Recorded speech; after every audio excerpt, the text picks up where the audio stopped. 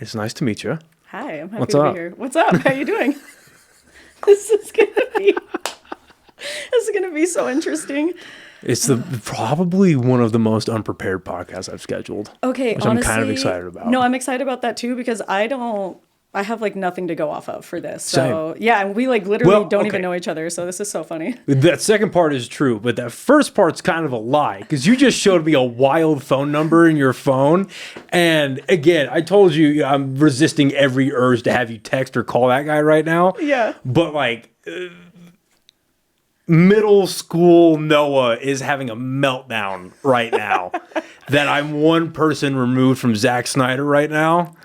That dude's my god as far as movies go. I know, and part of me really feels like I should text him. But then it's like, what? Like, I think I'm trying to figure out what exactly would I say, because I think it would be really fucking cool to get him on like a call real quick. But then it's like, what are you trying to say to him? I don't know if he's busy. I mean, he's busy as fuck, I'm sure he's busy. I mean, he's making that movie now with the UFC. Yeah.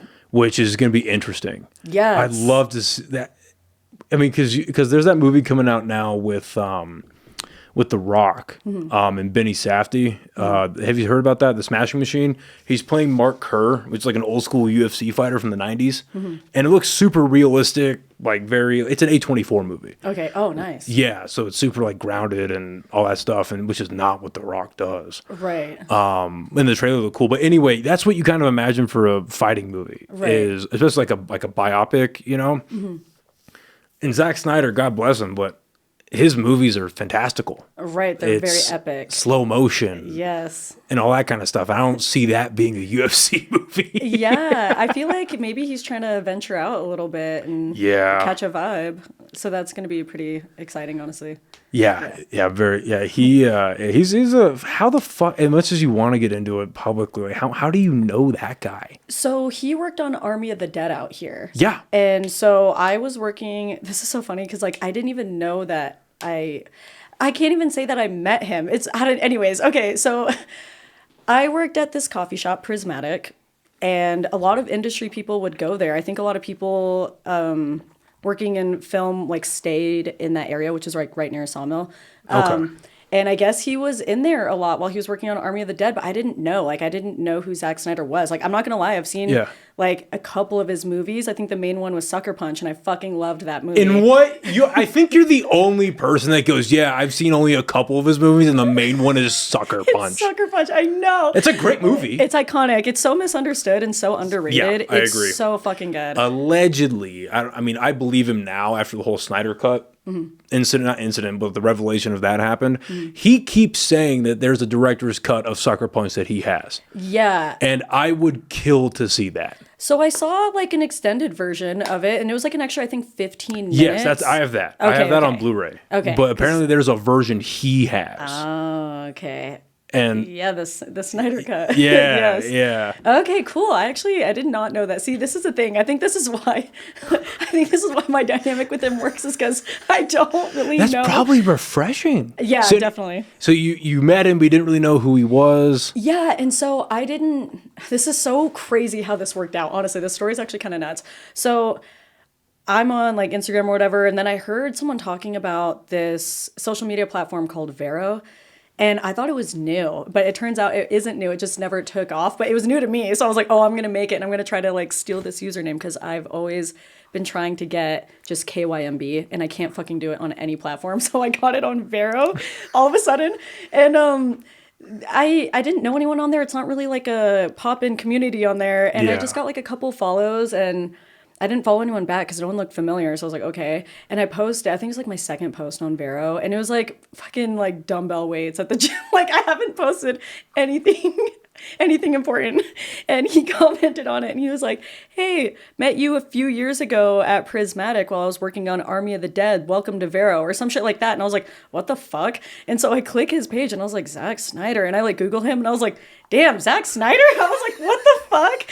And so that's how we like came about, I guess, as to being in each other's realm, I guess, or having like the knowledge that we even exist. like, yeah, exactly. I was like, what the fuck? I don't really understand. This episode of the podcast is brought to you by the amazing people over at Chopped Chili. Guys, this is personally my favorite chili brand here in the state of New Mexico, and you can find them online at choppedchilico.com. You can also find them all across the state of New Mexico at Sprouts, Albertsons, Smith's, and a bunch of other stores in Albuquerque, Santa Fe, Las Cruces. I believe they're even down in El Paso now. They sell red and green chili, of course. My personal favorite is this blend of red and green, and they also sell online frozen bags of green chili. So again, go to choppedchilico.com to get yourself some amazing chili today. Now back to the podcast. That mic a little closer. Oh, okay, sorry. No, you're good. Sorry, guys. No, you're good. And so, sorry, I'm like such a loud person also to begin with. So I'm just like, but yeah. And so in his like free time, he likes to make pottery and he just loves pottery. And I love like wabi sabi style, like things, like very imperfect looking stuff. And he's like like crafting all these fucking mugs and shit, and he's posting them on Vero, and I was like, I messaged him because you can't DM anyone unless you're following each other on Vero, which is pretty nice. And so I DM'd him and I was like, hey, what do I have to do for one of these mugs? And he literally was like, he's like, if you're still in Albuquerque, I could just send you one. And I was like, okay, shit. And so he ended up sending me a mug, and that's kind of how things kind of got started as far as us actually talking more.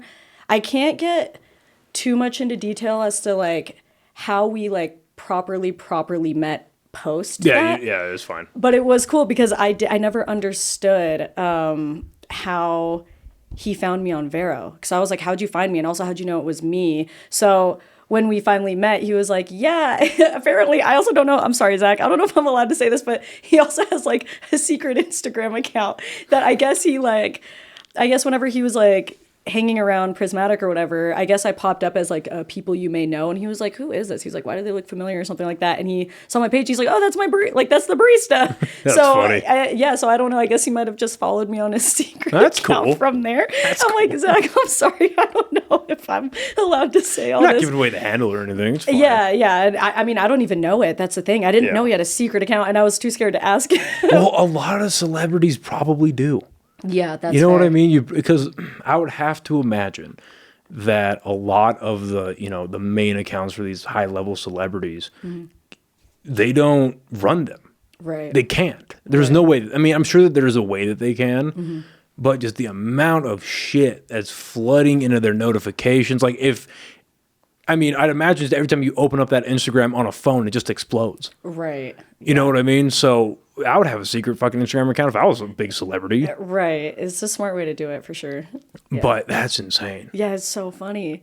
So for the audience that don't know, Noah's a massive Zack Snyder fan. Oh, if they listen by now, they fucking know. That's so funny. I like walked into this room and I saw he has like a few Zack Snyder posters, and I'm like, holy shit, that's so funny that's your guy, because that's my friend.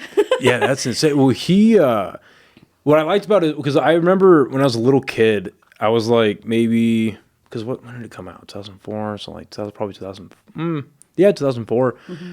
Back when like Black Friday deals were actual Black Friday deals. My grandma, she used to give me like the magazines with like the discounts, and had like the $1, like the $3, $4 movies. Like, what do you want for Christmas? And I saw Dawn of the Dead was a listed like sale movie, like his remake of it. Yeah. And I was like, there's no way I'm gonna get this. I was like 7 at the time, probably 7 or 8. I was like, there's no way I'm gonna get this. Circle, and I fucking got it. And so I remember I watched it on this tiny little portable DVD player. Yeah, I think I know what you're talking about. You know what I mean? The little tiny ones. Iconic. Yeah. I remember watching it. It just blew my fucking mind. Yeah. And then my dad, when I was way too young, obviously, showed me 300. Oh my God. And that movie blew my fucking mind. I was like, whoa, you can do that in a movie? That's cool. And yeah, I was a fan ever since. That's fucking awesome. Oh, I yeah. love that. I really want to text him. Fucking text him, dude. Should I text him? Hold on. Like, this is gonna be so random. I hope he texts back and he's not fucking like busy. But yeah, and then when he got, because I remember like he did Watchmen, and that's a great movie. Yes. It's a great movie. I have issues with it, but it's a great movie. And then he got Man of Steel after that. And I remember because I was in middle school when Man of Steel came out, and I thought it was phenomenal. I was like, oh shit, it's a really cool movie. And then only years after that, when they started doing Batman vs Superman, did I find out that the online like discourse about Man of Steel is like, this movie fucking sucks. Yeah. It's not Superman. It's too dark. It's like, this is exactly what's wrong with it. Right. And then I remember very clearly when Batman vs Superman came out. I went and saw it in the theaters with my ex-girlfriend turned ex-fiance at the time. We went and watched it. And I remember sitting in the theater. I think I might have been one of the only people who enjoyed it. Oh, because shit. I was sitting there and I remember when the movie, because I heard about the bad reviews. Yeah. Movie closes and like it was like an involuntary like muscle response. I was like, Yeah. what was wrong with that? And Oh I my just God. started fucking clapping. Oh my God. I saw that in the theater 9 times. Wait, that's amazing. Yeah. Well, that's back when movies were cheap. What? Right. You know what I mean? Yeah, it was a different time. It was a different time. It was before the dark era of COVID and hyperinflation and Right. I guess tariffs now. But anyway,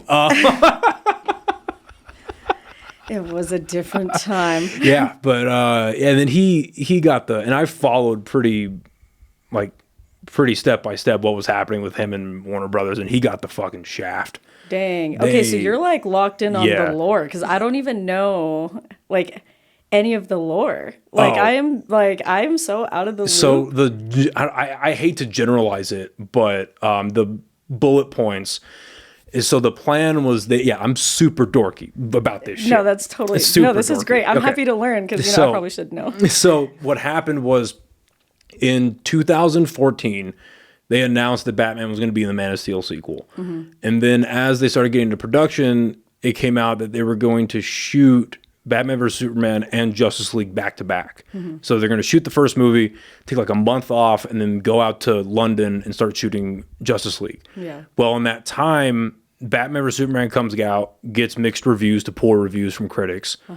And Warner Brothers at the time, they had a stupid fucking mandate because their priority was catch up to that, right? Yeah. Catch up to the Avengers. We need Justice League. We need these billion-dollar movies. We need to get there.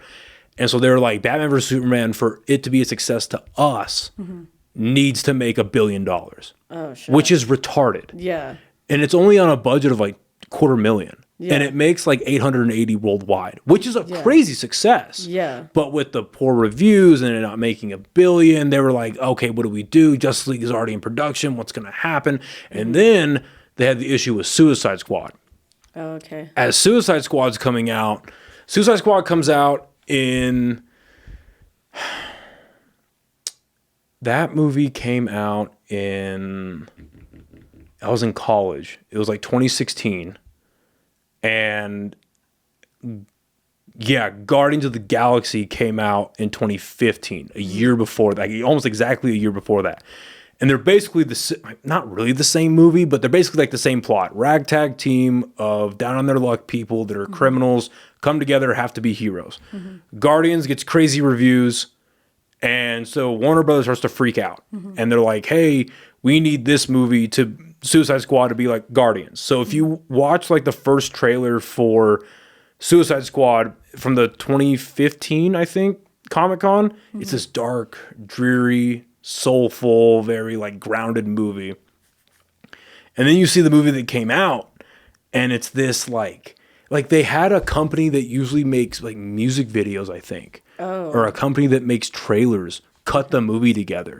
So it's horribly put together. It's got commercial music all over it. It's a different color grading. David Ayer, the director, he actually did a podcast with John Bernthal about a year ago where he was talking about how they butchered his movie. Yeah. And they just turned into this shit show of a movie, cut out a bunch of stuff from the characters. And so there's like no backstory on the characters emotionally. They just set them like, hey, this is who this person is, who this person is. And they put them in wacky hijinks. And it's just it's not a good movie. Yeah. Like objectively, that version of the movie is not good.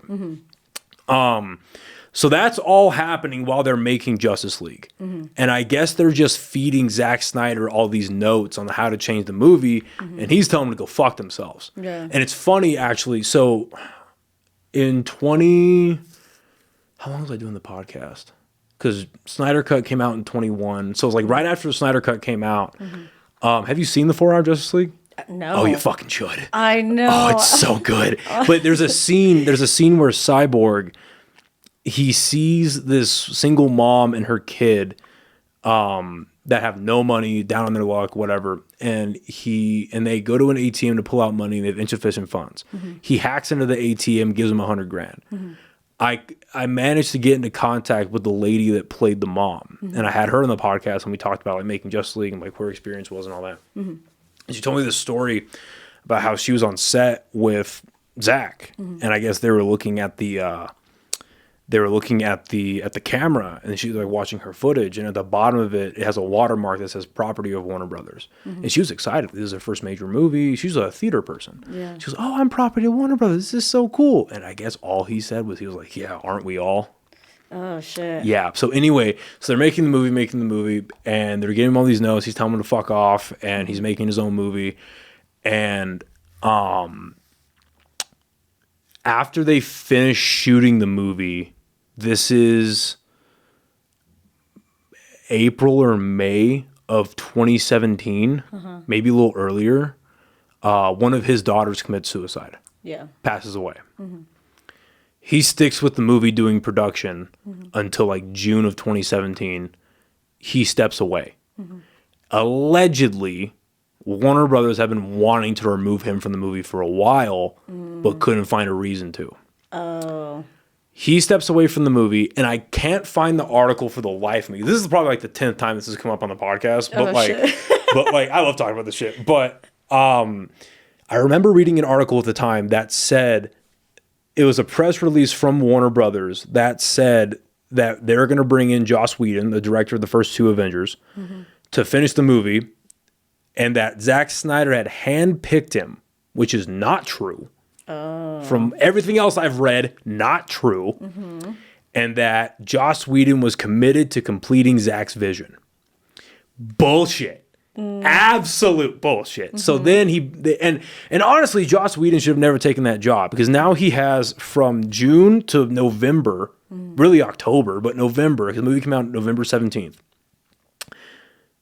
He has that amount of time to take raw footage, cut it together, make sure it goes through VFX, do reshoots, all these things. And they had like 4, probably more, because he is known for shooting a lot of footage. Like, apparently there was like 4 hours of BVS, and they only cut it, like his director's version is 3 hours. Yeah. So there's a ton of footage. So I'd imagine it's like 5 hours of Justice League, but they want all of that shrunk down to 2 hours. Yeah. And literally, if you watch the movie and you watch like the little timeline, the ending timeline is exactly 2 hours with credits and everything on the Joss Whedon Justice League. So they cut it together, reshoot it, do all this bullshit with it, put it out, and it's a dog shit movie. Makes money, but it's dog shit. It's absolutely fucking horrible. Yeah. And apparently, the way the story goes is, and from what interviews that his wife has done, is that his wife and Christopher Nolan have seen the 2-hour Justice League and told him to never watch it. Yeah. Which is great life advice. Right. Great life advice. Yeah. Anyway, so the weekend that movie comes out, someone on Twitter goes, "This is a bullshit movie. Where's the Snyder Cut?" And then after years and years of posting and tweeting, and then he's releasing stuff on Vero of like behind the scenes images, and actually, funny thing, on Army of the Dead, there's an Easter egg where they break into the vault, and in the vault there's a shot where it's from inside the vault, and you see the cast as they're coming in. There's a metal rack that's completely empty, but on the top of it has movie reels, and apparently those were the actual movie reels that held that. Oh shit. Yeah, so he's like, hey, this exists, whatever. And so so then COVID happens right when Warner Brothers is trying to do HBO Max. They can't do it. They have no new content coming out, and I guess there are a lot of people posting about it. And I remember I was out on deployment when this happened. This was like November, December-ish of 2020. A bunch of people started posting, like Ben Affleck, Gal Gadot, Henry Cavill, all these guys that were in the cast started posting about, so that was 21. Sorry, I was back already. So they start posting release the Snyder Cut. And that's when Warner Brothers goes to him and goes, hey, what do you actually have? Like, do you have a movie? He goes, yeah, it needs VFX and it needs to be finished, but we have this version of the film. And they tried to make him release it unfinished. And he was like, no. Like, why would I ever do that? Because then if I release it unfinished, you guys get proven right that it doesn't exist and that it's or whatever. No. And so they give him $70 million to finish the movie. And they finish it, cut it together. And then they were like, hey, you're not allowed to shoot any footage. This is why this like cemented why I love this guy so much. They're like, hey, you can't shoot any new footage. Just cut what you have, put it together, make the VFX team do it, this, that, and the other, and we'll release what you have. He decides to get his fucking band back together, a bunch of cast members, and he gets a giant green screen and starts shooting new footage in his parking lot. I love So then they're like, okay, whoa, okay, we'll give you a sound stage. We'll give you, okay, fine. Yeah. So if you watch the 4-hour version, at the very end of the movie, there's 2 scenes. There's one where Bruce Wayne meets with a Green Lantern, meets with Martian Manhunter. And then there's a post-apocalypse scene where it's like Ben Affleck's Batman, and like the Joker and Deathstroke and Mira and all these people. And they get confronted by Superman. And it cuts because it's a dream sequence. And so he makes all of that, cuts it together, and I guess, there's a interview that he did where he showed a picture. So I guess he shot a scene with Green Lantern. What was the guy's name? It was some theater actor, Wayne T. Carr. He was going to be the Black Green Lantern, John Stewart. And his suit looked fucking awesome too. His suit looked fucking awesome. But I guess they shot it and he was going to put it in the movie. And Warner Bros. Was like, no, don't do that. We're going to do something with Green Lantern. Don't fucking do it. And of course, they've done nothing with Green Lantern since. Like, I guess they're finally now making a TV show now that James Gunn is in charge. Right. But yeah, so whatever. But yeah, whatever. But yeah, we finally got the 4-hour version of that. Yeah. And yeah, dude's a gangster. Dude's a fucking gangster. He's a creative genius, honestly. Well, because he doesn't make perfect. Well, that's a pretty close to a perfect movie in my opinion. But I'm a fucking dork. I'm a fucking dork. But like, I don't know. Like, he did something different than what everyone else was doing. Yeah. And that's what I appreciated. Like, I appreciated he wasn't trying to make this sprawling universe. It was just going to be 5 movies. And it told the consistent arc of what was going on. And then, and then he did this like museum thing with Jim Lee, which is a huge comic artist, where they released all the storyboards for Justice League 2 and 3, and it was going to be some wild Mad Max post-apocalyptic shit with like evil Superman, and it was going to be insane, but they never did it. Oh, shit. And I wouldn't say I'm over it, but like, no, the dude's I don't know, I'll be honest, I don't know what happened with Rebel Moon. Right. The new movies he just put out. Yeah. They were fine. Wasn't a huge fan of it. Right. But what he was doing with his DC stuff he was onto something. Yeah. And I really, along with Watchmen, I think he was ahead of his time. Yeah. Like, I think especially now all the schlock that fucking Marvel's putting out, I think he was about 8 to 9 years ahead of his time. Yeah. Because if those were coming out now, people were like, oh, what a breath of fresh air. Yeah. Oh, these are great movies. That's what everyone was saying. They're like, it's ahead of its time. I haven't seen it, so I don't know. But that is the common thing that I've heard about it. Yeah. Also, give me 1 second. I still haven't even sent the text yet. Hold on. But yeah, he's the shit, that guy. He knows what he's fucking doing. He's fucking awesome, and he's also like the nicest fucking person ever. God, you'd hope so. He's so fucking nice, and I'm like, wow, dude, like, man, I don't know. Zach, if you listen to this, you're the fucking shit. Yeah, you're the shit, bud. Honestly, if he ends up if we end up getting him on the phone, then he'll probably end up watching this. Hold on, let me cut that out. Hold on, let me send this up. She's texting Zack Snyder on my podcast. This is so funny. I know. I hope he's not too busy. I would love. I think I've peaked. Because if anyone deserves, like, I don't deserve to know Zack Snyder, you know what I mean? So, like, if anyone deserves to talk to him, it's probably you. Like, you're just breaking down the entire lore for me, and I don't know anything. So, like, the fact that, like, I'm like, if anyone deserves to talk to him, it's you. So I'm like, Thanks, let me see if I can say this right. Hey, I'm sitting down with this nerd right now. I promise he's not a psycho. He's not holding me hostage. Dude, honestly. Wait, hold on. What am I saying? Blah, blah, blah. Sorry, I can't multitask. I'm so bad. No, yeah, do your thing. Blah, blah, blah, blah, blah.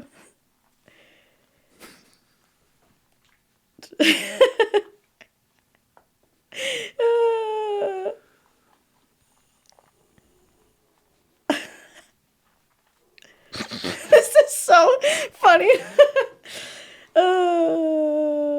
By the way, if they ever ask him to get back into DC, I'm 27, 28. I'm like the perfect age for Nightwing. I've done bodybuilding before, so I can put on muscle. I can shred weight. I can gain weight. I've done steroids, so I'm not against it.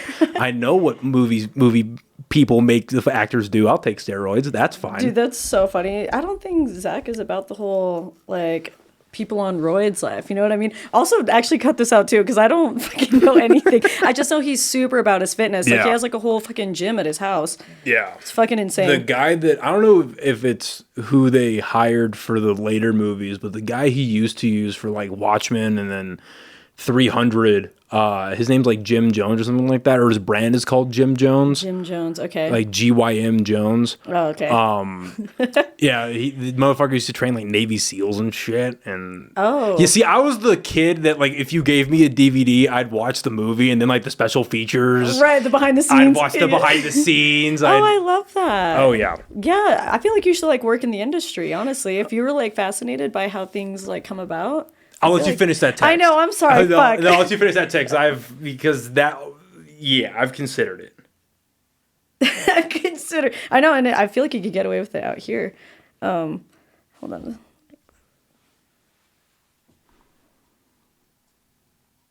What am I trying to say?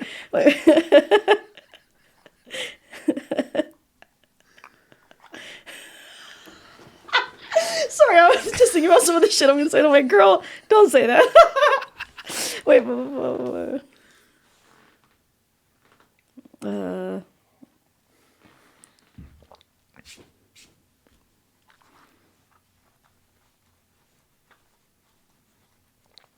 okay.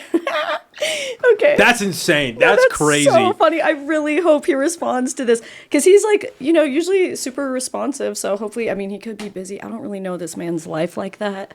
But yeah, he's fucking awesome. So hopefully, if he responds and says he's down, that's gonna be so funny. That's incredible. Yeah, if anyone deserves to talk to him, it's you. So guys, we're gonna make this happen at one point or another. I think. What was I going to say? Oh, the movie industry. Yeah, Yes. no, I thought about it. So I do love movies, and when I was still in the military, I was going to use. Well, actually, I was using the like military benefits to go to college and tuitions and all that. Mm-hmm. But in all of their wisdom, they decided. Oh, and by no coincidence, this happened. When this happened, right before, probably like 6 months or so, maybe. I might get my timelines wrong. Mm-hmm. But it was within a decent period of time before we started sending money to Ukraine for the war. Mm-hmm. They decided to cut the budget for education for the National Guard in New Mexico. Oh. So zero budget. In the middle of this semester. Oh, wow. So they cut the budget. And so me and a bunch of other people that were taking like tuition assistance, they were like, hey guys, so you don't get money anymore. Mm-hmm. Figure it out. And so the UNM, you know, the university, they hit me and they're like, hey, so you have a fucking $5,300 bill. What are we going to do about this? I was like, what do you mean we? This between you and the military. This is not. Right. Yeah, so I had to stop doing school at that point, like after that semester ended.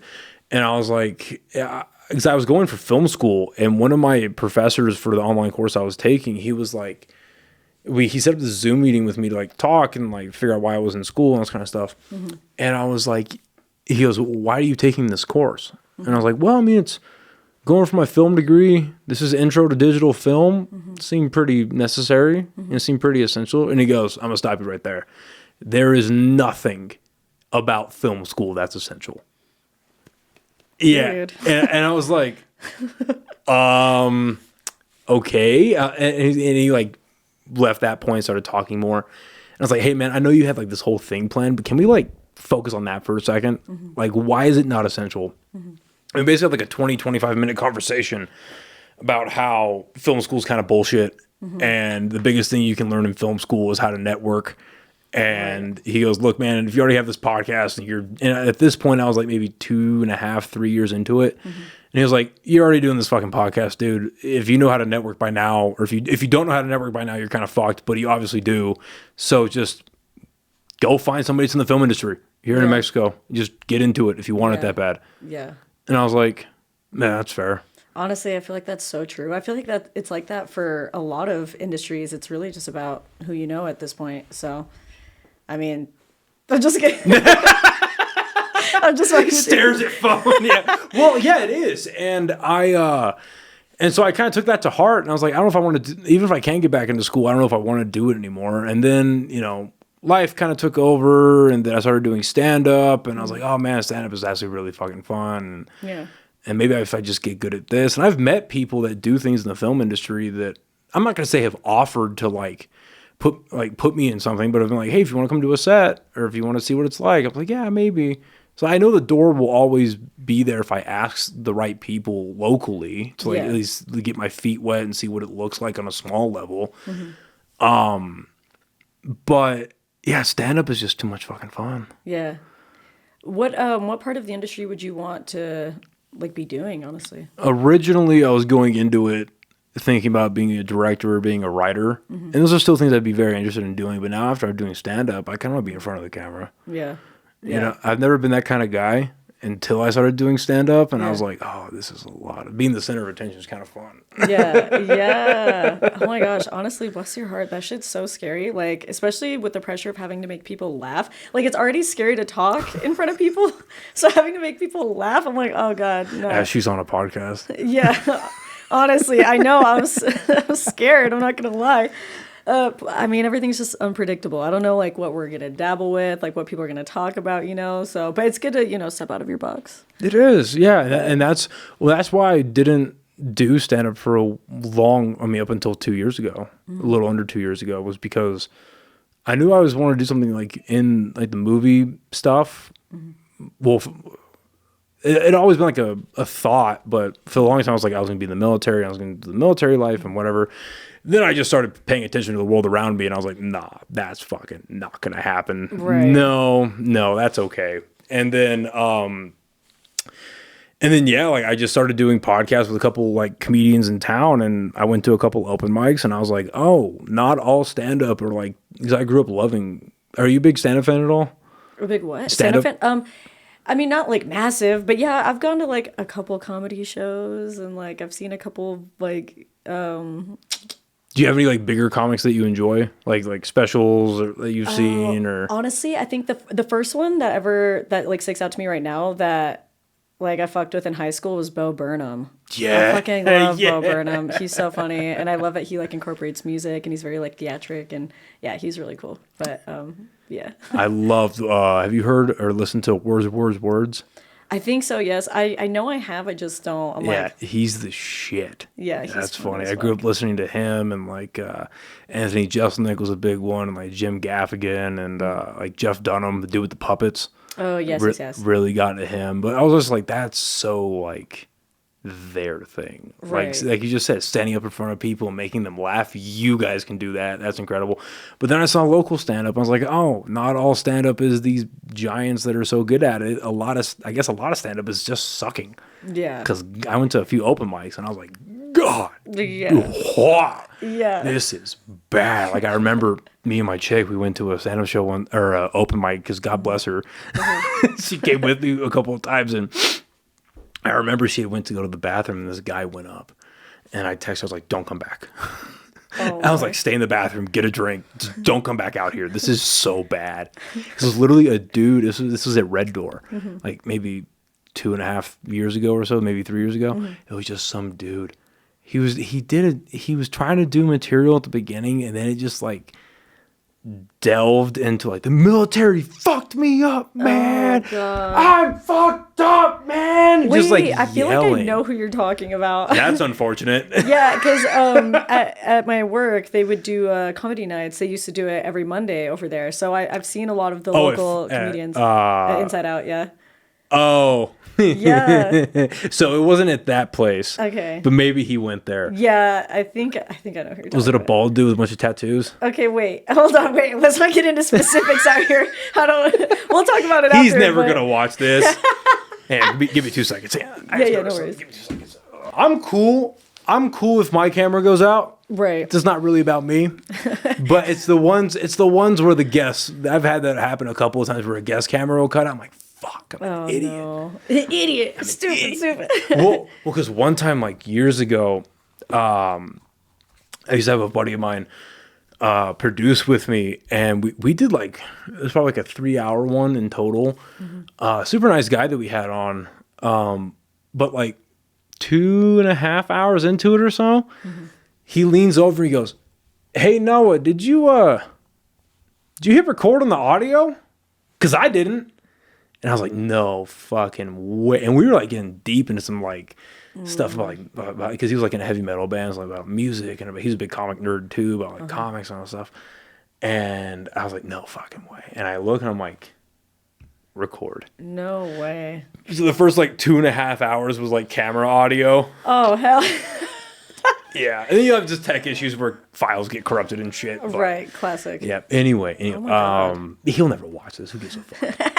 Who gets it? But yeah, psychopath. But yeah, but I was like, yeah, man, that sucks. So I think I could be better than that. And then a couple of comedian friends that I had, they came with me and they had a few in them, and they're like, "Hey, you're doing stand up next week, whether you like it or not." And I was like, "All right." And now 2 years later, here we are. Wait, I love that. That's so fun. Okay, cool. That's great. What do you find yourself doing in your spare time when you're not social media-ing? And bartending. Honestly, I'm not gonna lie, I've gotten pretty boring. I think ever since COVID happened, I've evolved into a little homebody. I'm not gonna lie, but I mean, I like to cook, I like to run. I'm fucking honestly pretty boring. Or go on spontaneous like fun trips. It really depends on. Oh yeah, how the fuck was we're at Coachella, right? Yeah. How was that? Okay. It was iconic, but it was crazy because I don't know if I'm allowed to say, but I ultimately ended up actually having to sneak in.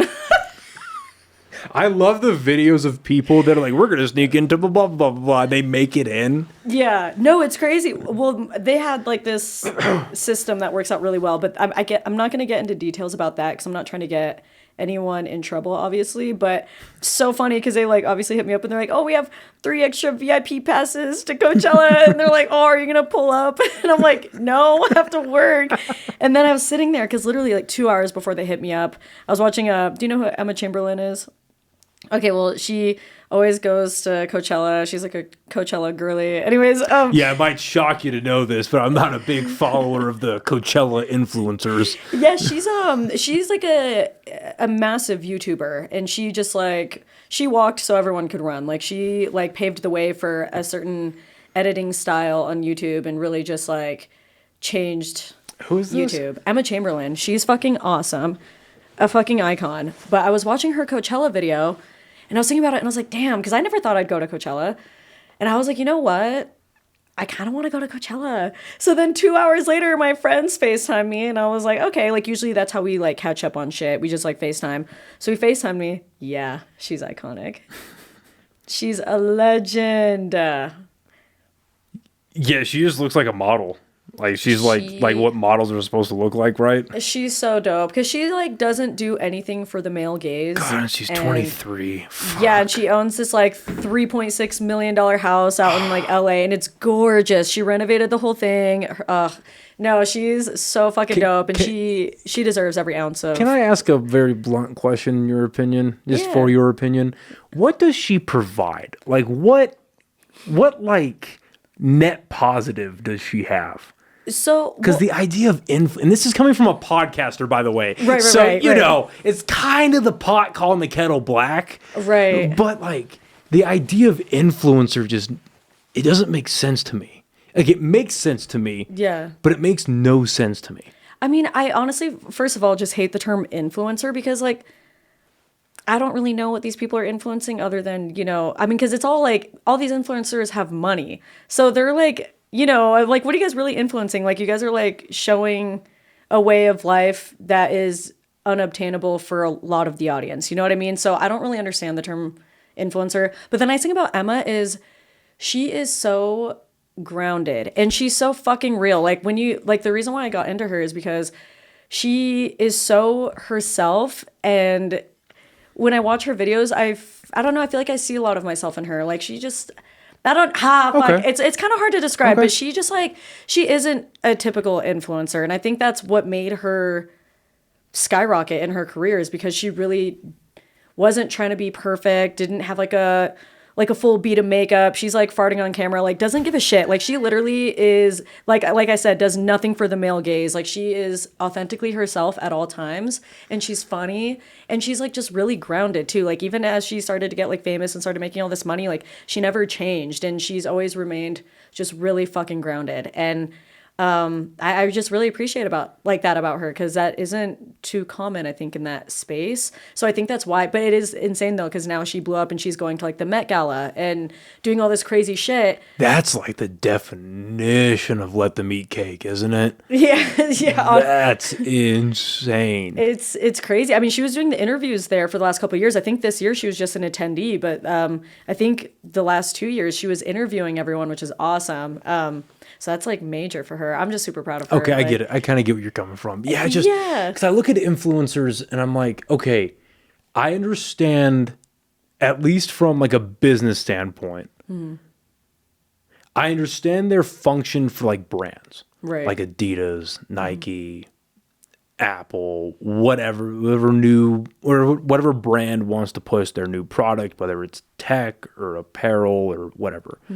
Totally get that. Right. And I also understand that, like, I mean, like high echelon, like fashion brands like Gucci, Louis Vuitton, Versace. I understand that all of that, like they've cemented themselves in like the 1%. It's like the 1% buys all their stuff, and then it's like all of us at the bottom that might have disposable income or just don't give a fuck about debt, buy their shit. Right. I get that. And these influencers are almost like, especially with like Instagram and TikTok, it's like a new version of like marketing, I guess. Or like they're like they're like individualized TV channels. Yes. And the show you watch is like their Instagram page or their TikTok page or their YouTube, and I get that. But it's like, how do they ascend to that? Right. You know what I mean? Like, it's almost like I can get it with almost someone like the Paul brothers or like the David Dobrik's of the world, where it's like, okay, they were like funny skit guys on Vine, or like they figured out how to use YouTube really early. It's like, I get that. But now where it's like, everyone wants to be an influencer. It's like, what the? Don't we have enough? Right. Like, what the fuck is going on? Right. And I honestly, part of me believes like maybe not everyone.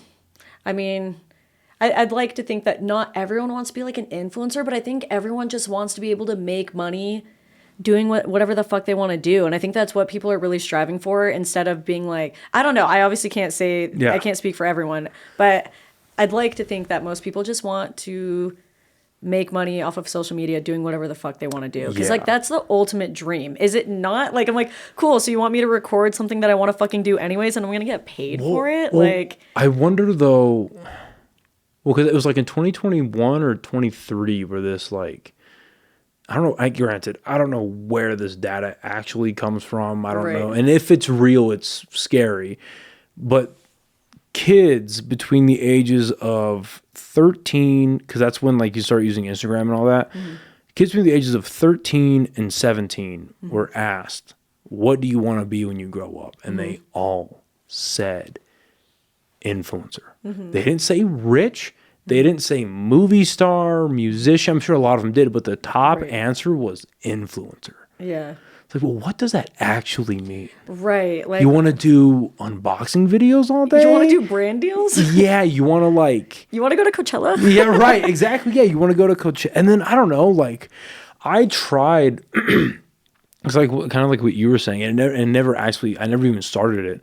I like did like the behind the scenes stuff, but I was like, I like doing this podcasting thing. This is a lot of fun. I really like comic books. I use like a secondary page about like unboxing. I like watching like comic unboxings, and I like watching like reviews of different like those bigger books I have out there. Like the reviews of those, like what they contain and like what stories are in them, and like which collector should buy what, and like what if you want to read about a character, which one should, I was like, I like watching those by myself. I was like, there's a niche market, but maybe I should get into that. I shot like 2 videos, and halfway through the second one, I was like, this is fucking gay. I was like, this is boring. I hate this. Right. And I was thinking about like why I don't like it or why I didn't like doing it. It's like, oh, I'm kind of turning what I like into work. Right. I don't know if I enjoy that. Right. Like every time I get a new book in or every time I play a video game or whatever, it's like I have to make content about it. But what if I just want to veg out and fucking, you know what I mean? Right. I mean, you're not wrong.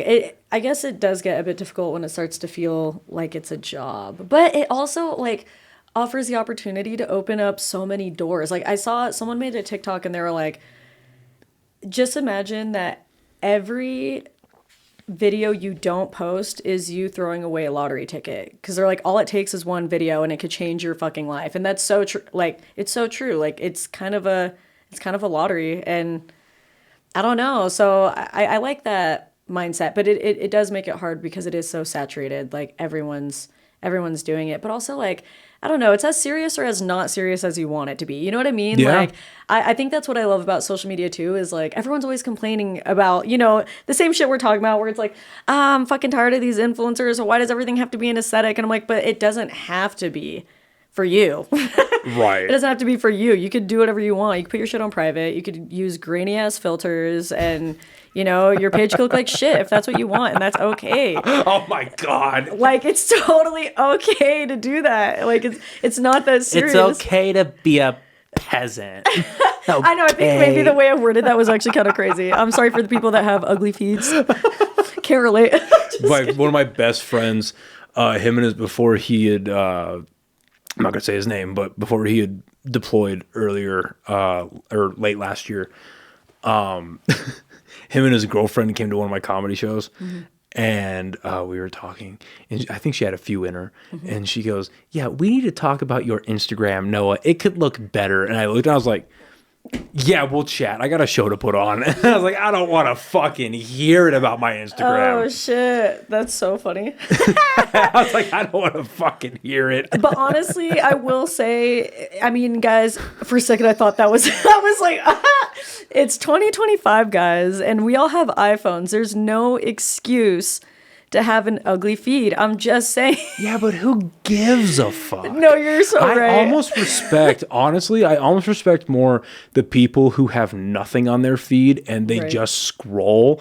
I almost, like, I think I kind of do respect that more than I do people who post. And that's me. Yeah. Like, that's me. Honestly, I wish I could be a fly on the wall like that. But I mean, I'm such an internet kid. Like, I grew up with like YouTube. I was like HTML coding on MySpace. Like, I was so deep in that shit since I was a fucking kid. So like, I'm too far in, you know? And like, but I'm like toxic in the sense that like, I don't want to get out of it. You know what I mean? Like, I mean, everyone's got their addictions, and mine happens to be the internet. And I think out of all addictions to have, it's pretty minor. I think if they're being honest with themselves, I think 99% of the people between the ages, and let's just do adults, 18 to 35 have a horrendous internet addiction. Right. I think we all, in one way or another, Right. even if you don't post, we all, whether everyone wants to admit it or not, we all doom scroll before bed.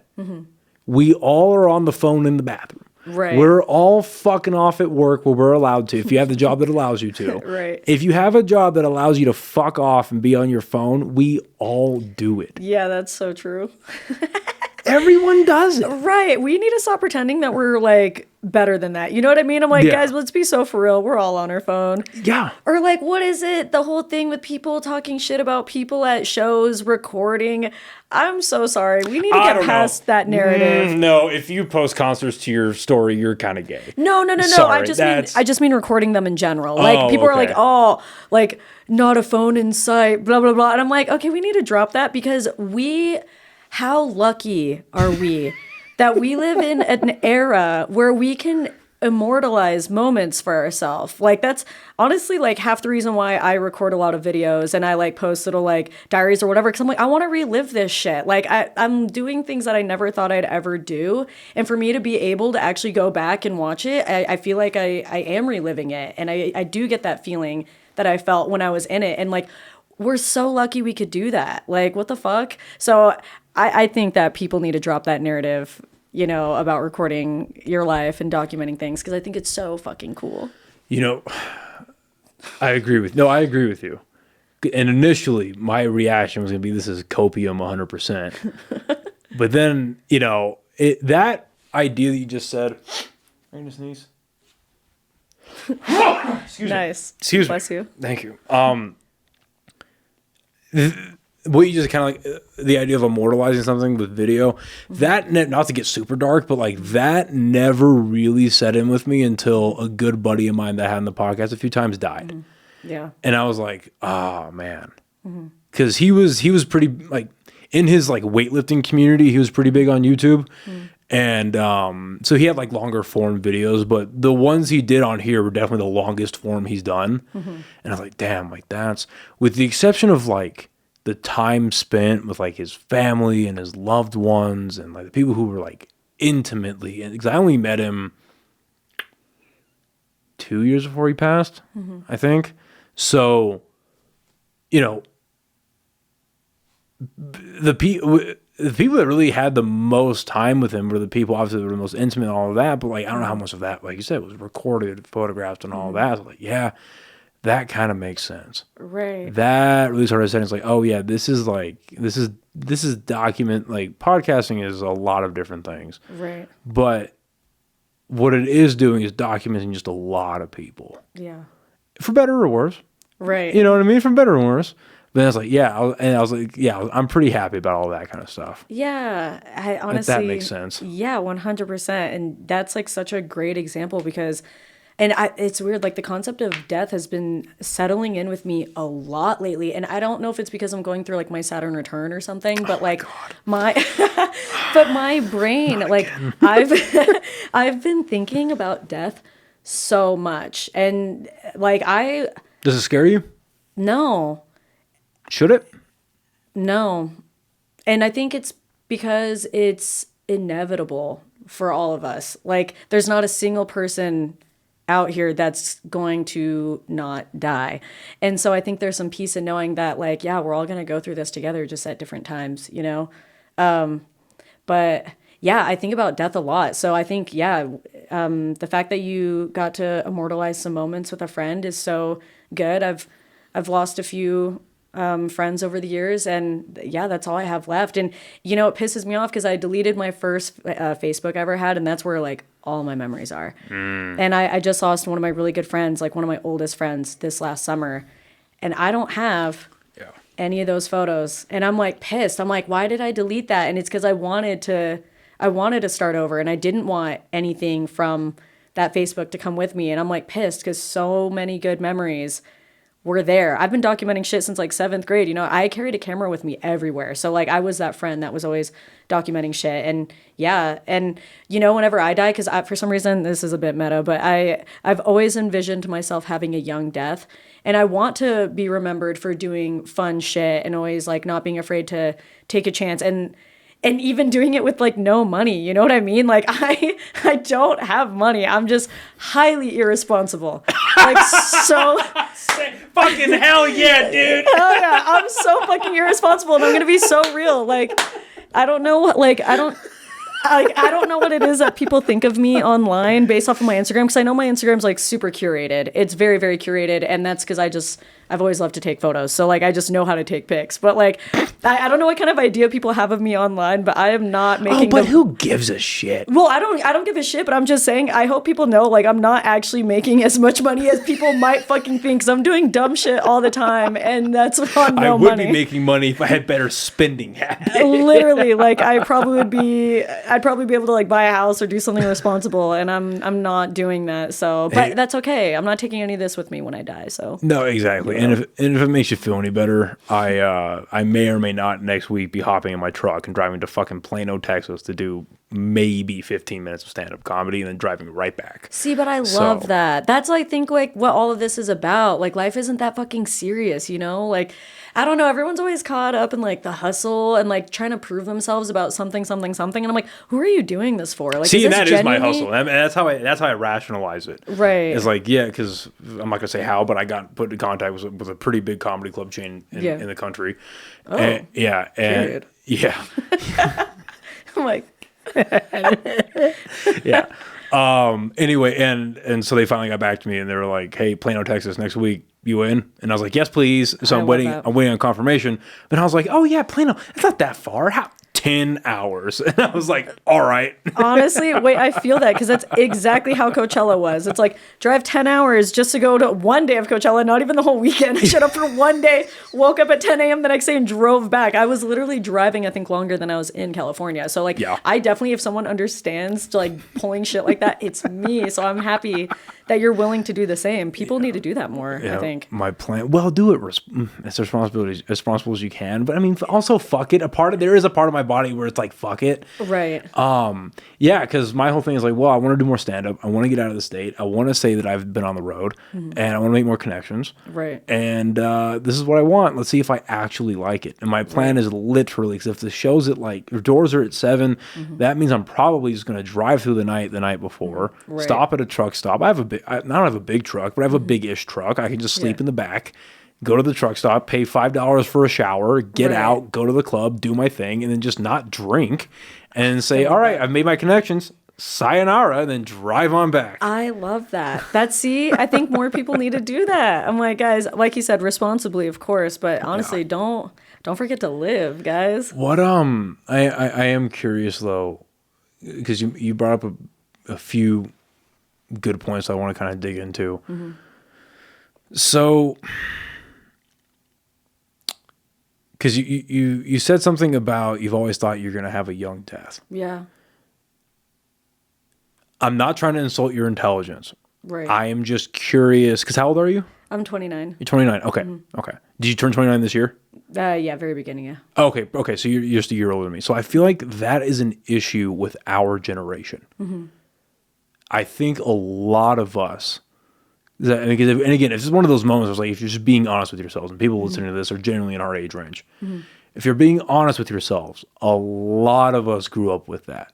And I don't know how much of that is the generation we grew up in, what with like the 90s being full of young deaths, like big celebrities passing away in the 90s, 9/11 happening, the global war on terror, the 08 housing market crash, and it's the air of hopelessness. Like I remember even like as a kid when the housing market crashed, a lot of my family like freaked the fuck out because they lost a lot of money. Yeah.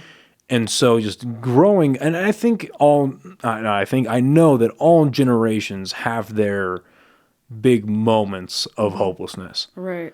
But I think what's unique about ours is we were right at the end of no internet. And then as far as, like, not to get all fucking wooey about it, but like as far as time is concerned, in a blink of an eye, it was no internet and then internet. Right. No connection, mass connection. Right.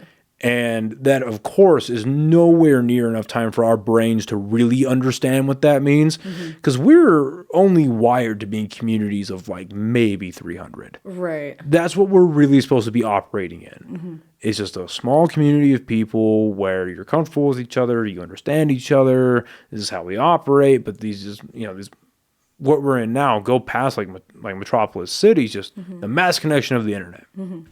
Like, so I feel like a lot of us going through all of that growing up with social media, no fucking way. Hold on, we'll see what he says. No fucking way. Wait, he said, so sorry, I'm in Mexico on vacation and I was literally napping. Zack Snyder texted you back? Yeah. I'm gonna fucking lose it, actually. Hold on. If he has exactly 15 to 30 seconds to spare. Hold on. And we'll cut it out of the podcast. It doesn't have to be in the podcast. This is just purely for... This is for me. This is for you. Well, fuck. I mean, he didn't say like, oh, I'd do it. So I'm like... Yeah, no. Don't, yeah. Wait.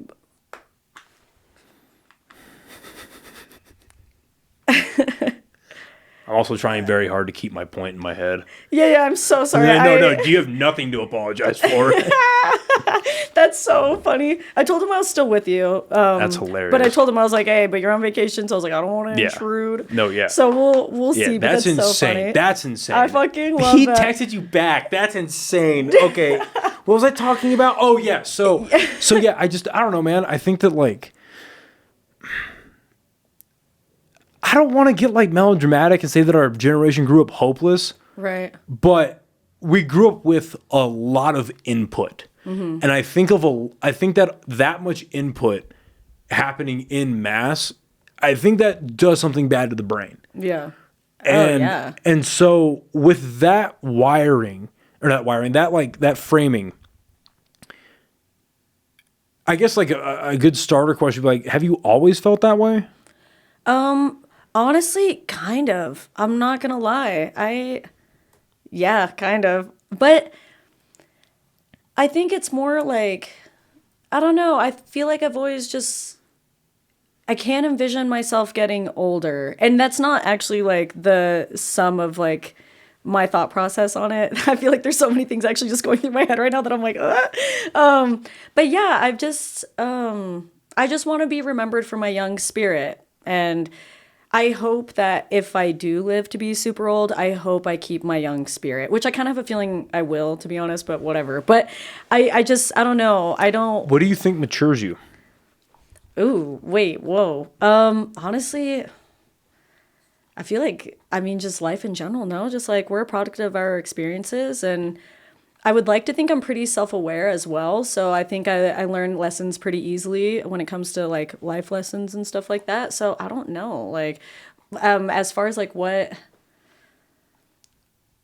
makes me feel like I'm mentally getting older. Is that what you mean by that? Yeah. I don't know. Cause I feel like, actually, I kind of feel like I'm not. Because like I think about it all the time, and I'm like, I feel like sometimes I feel like I'm still mentally like 19, and I'm like, damn, bitch, you're like paying taxes and you can live on your own. Because I'm not gonna lie, like when I was in high school, I was like doing a lot of drugs and like not really caring. I didn't really think I was going to graduate high school or do anything significant. So like me seeing myself now and being as independent as I am, I'm very surprised, but like very fucking proud of myself. Like I've already, thank God, like already exceeded my expectations as a 17-year-old, which is great. So yeah, it's funny. No, it's literally funny you say that, because last night I was up pretty late last night, and I had this thought process. I don't know. And it's a good thing. And I don't know why. I'm so but like, sorry. No, you're good. Jesus Christ. I'm like, am I okay? No, okay, you're good. Sorry. But I just, I've been staying up real late lately, both like working on, I stay up late anyway working on the podcast, but like I've been doing that, and I've been reading a lot. And I was up to probably like 1 a.m. ish last night, and I was thinking about it. And I was like, damn. And I've had this thought a few times, so specifically since I moved in here, because like with just how the economy has been and just money in general and just where I'd seen my life going, like living space wise, not just living, but like living space wise. I was like, man, the way this shit is going, I don't know if I'm ever going to live by myself again. Yeah. It's like, fuck. Yeah. Like, this is rough. Like, I don't know if I'm even going to have a roommate, or if I don't have a roommate, I'm going to be fucking married or some shit. And marriage ain't happening anytime soon. That's for fucking sure. Right. So I was like, not to delve to be that part of my life, but like, that's not fucking happening anytime soon. Right. So I was like, I don't know what the fuck is going on. And so I found this place, and I was like, man, I'm just real fucking thankful. Just real fucking to have my own space again, all that kind of stuff. And I thought about it last night before I was going to bed. I was like, man, like, so I'm about to turn 28. Where the fuck was I 10 years ago? Yeah. What did I think I was going to be 10 years ago? Have I like matched up to those expectations? Yeah. And it's weird having that kind of grading for yourself, because like, who the fuck were you at 18? Right. You know, you have no idea. You think you know what's going on, but you have no idea what's going on, and you have no idea what things are really like and all that kind of stuff. But so I guess what I'm curious about too is it's in conversation. Yeah. What I'm curious about too is like, so as much as you want to get into it, and again, I'm looking through this conversation through the filter of my own brain. Right. Growing up, did you deal with a lot of like legit, like everyone gets sad. Right. Everyone gets stressed. Yeah. Like, I think again, I think it's a product of the internet and social media, but like a lot of really important words have lost meaning. You know what I mean? Like depression, anxiety, suicidal thoughts. And trauma. Oh my. He said, don't even get me started on trauma. Well, no, because it's like, no, we all go, no, there are traumatic events of varying degrees. Right. It's a spectrum. And it is a spectrum. And one of my favorite quotes is actually from Rogan. He goes, the worst thing that's happened to you is the worst thing that's happened to you. Right. But I think a part of maturing and becoming an adult is being able to use your adult brain and put things into context. Not just for contextual sake or just literal sake, but just for your own survival sake. It's like if you've lived a posh life and everything's been handed to you, and the worst thing that's happened is the fucking gardener didn't cut the shit properly, or the food was made improperly, and you're going to let something like that destroy you, you are not made for the world. Right. You know what I mean? Because you've grown up thinking the world was made for you. Right. So, but like outside of just the normal trials of growing up, did you struggle with stuff like depression, anxiety, stuff like that? Yeah, to a degree. I don't remember it being like super bad, but I don't think like the drugs really helped either. I was like a little raver kid, and I was like popping MDMA like good. Every weekend, and it definitely hit a point where like weekend? Okay, every weekend's crazy. Maybe like every other weekend. Oh, that's still not good. No, it was a lot. It was definitely a lot more than, I mean, I'm fucking like 14, 15, you know, 16, like doing dumb shit. Your like, brain is like Play-Doh. Literally. And so I think it hit a point, you know, where like serotonin just wasn't building up the same way it did before. And yeah, so I think that definitely didn't help. I also think I've always kind of struggled with anxiety, but I think it's actually just gotten worse as I've gotten older, if I'm being honest, to a certain degree, because I still do some dumb shit. But I don't know, like, life gets so serious when you grow up. Like, I can't even say what I was going to say, because I'm still going out on the limb doing like weird fucking shit regardless of my age. So I'm like, whatever. But yeah, I say I struggled with that a little bit as a young female. But what am I saying? I just asked because like I wonder, because again, I really do think a lot of people in our generation have grown up with the idea that we're not going to get old.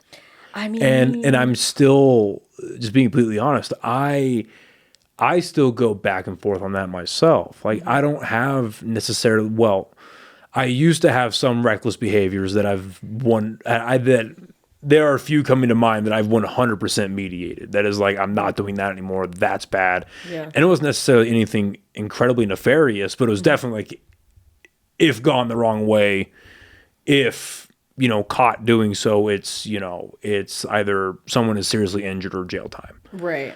And those things are no longer a part of my life. I know that for a fact. So I don't really find myself in reckless situations or doing things that are necessarily like dangerous to my health. Mm-hmm. But yeah, the idea, and maybe it is the brain conserving itself, mm-hmm. Or maybe it's just a lack, because I mean, again, I'm not even 30. I'm not old. So it's the lack of maturity that way, the lack of longevity just in life. Mm-hmm. But yeah, I still don't see 65-year-old Noah being a thing. Right. You know, I haven't rationalized that, I guess. And that's not to say that I'm frivolous in the moment. I'm like, oh, fuck it, well, whatever. But I still try to have a game plan of like, okay, well, because even as a teenager, and I think a lot of teenagers do this, like, oh, that's a problem for future Noah. Right. And that being like a mantra and that being like a thing. It was like, oh, well, I can't do that anymore. Right. Because future Noah's got to pay rent. Right. Future Noah needs a working vehicle. Future Noah needs a job, needs food, needs, you know what I mean? A healthy mental state. Like all this. So I'm not going to do things that get in the way of that. Mm-hmm. But yeah, looking that far in the future does not come natural. And I feel like growing up that way, because and I've gotten over it now, but there was a time, I'd say between like 23 to 26, mm-hmm. maybe even 27, mm-hmm. where I was like, damn, I made it this far. Yeah. Yeah. Fuck, we're in our mid-20s, dude. What are we doing? Honestly, same. I feel like that shit's been hitting lately, and I'm like, where is time going? Time's moving so fucking fast. It's crazy. Life is honestly nuts. Like, I feel like it keeps re-hitting me, like, every day. It's so bizarre. I didn't used to be this, like, aware, I guess. But I'm, like, hyper-aware now. Like, I think about it all the time. But that's why I want to do dumb shit. Because I'm like, I literally... Because, like, I could die tomorrow, and...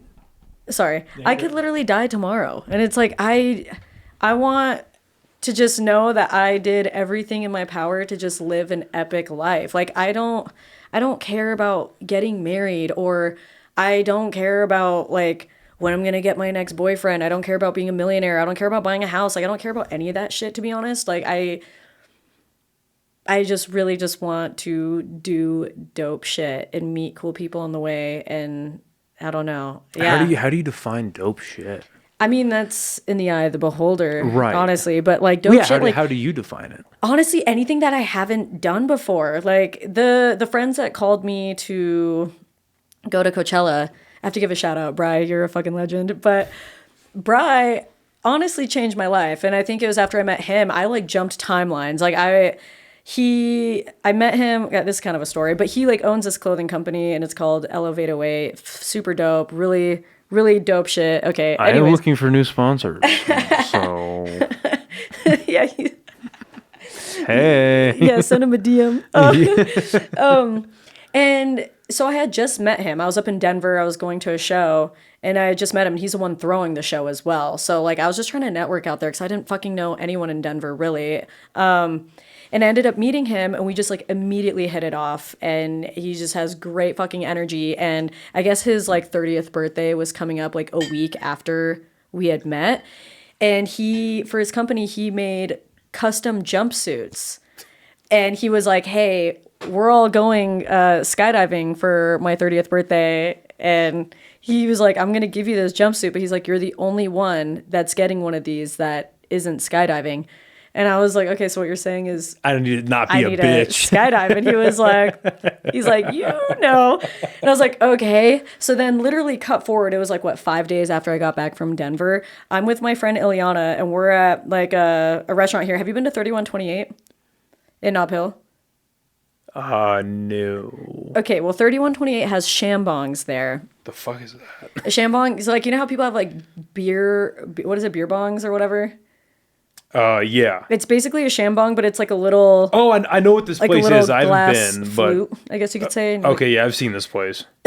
So my friend Ileana, I mean, that's like an irrelevant detail in the story, but I just had to say it because they have shambongs there, and I don't know anywhere else here that has them. But my friend Ileana and I were like ripping shambongs and eating fucking oysters, and Ileana and I are drunk, and she's like talking, she's having a fucking crisis, and she's like, my life is a mess, and we're both drunk, and I was like, dude, should we go to Hawaii and jump out of a plane?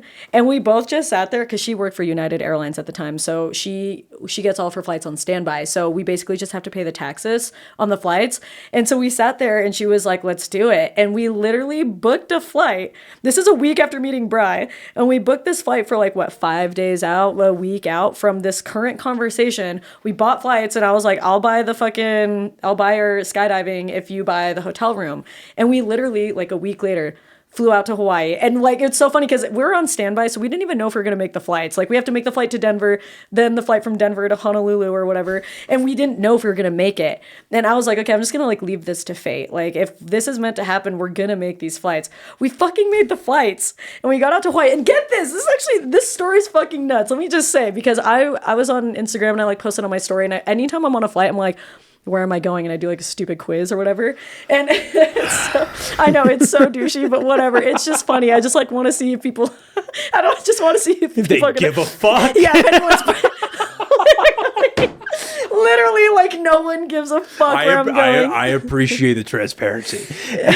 Because every time I see that, I'm like, do you think people really give a shit? Yeah. Colorado. No, but literally, that's what's so funny about it is like no one cares, but that's what's so funny. Like, I love it. Like, nothing is serious, you know? And nothing's serious, but I just like, I don't know, life is a game, and I'm just playing it. Anyways, so I post that, and like there's all these options, and obviously like Hawaii is one of them.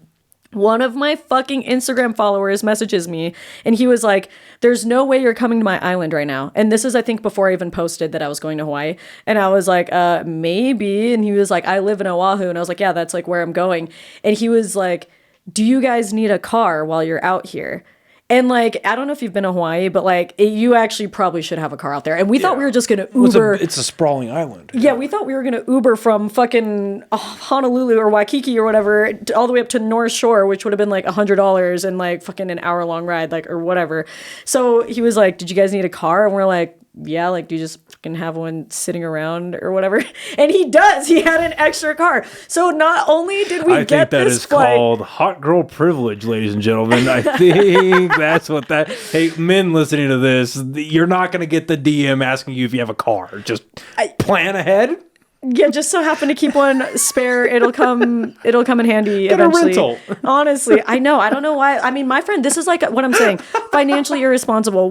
My friend and I both broke as fuck in this moment. Like, it was so irresponsible, and we were like, yeah, we'll just Uber, it's fine, and we'll just eat at the grocery store, like, it's fine, like, it doesn't need to be we were literally flying out there for 48 hours, right. And then flying back, so we literally were just gonna jump out of a plane and leave. Anyway, so this guy gives us his fucking car. He like, him and his friend like pick us up, and it's so funny because we get to the airport and we look at the Lays that are there, and we're like, oh, we want to buy Lays, but then we're like, no, we're saving our fucking money. We get out to the car, this guy bought us Lays already, nicest fucking person ever, bought us Lays, gave us a free car to have, which is crazy. Like, this whole thing's insane.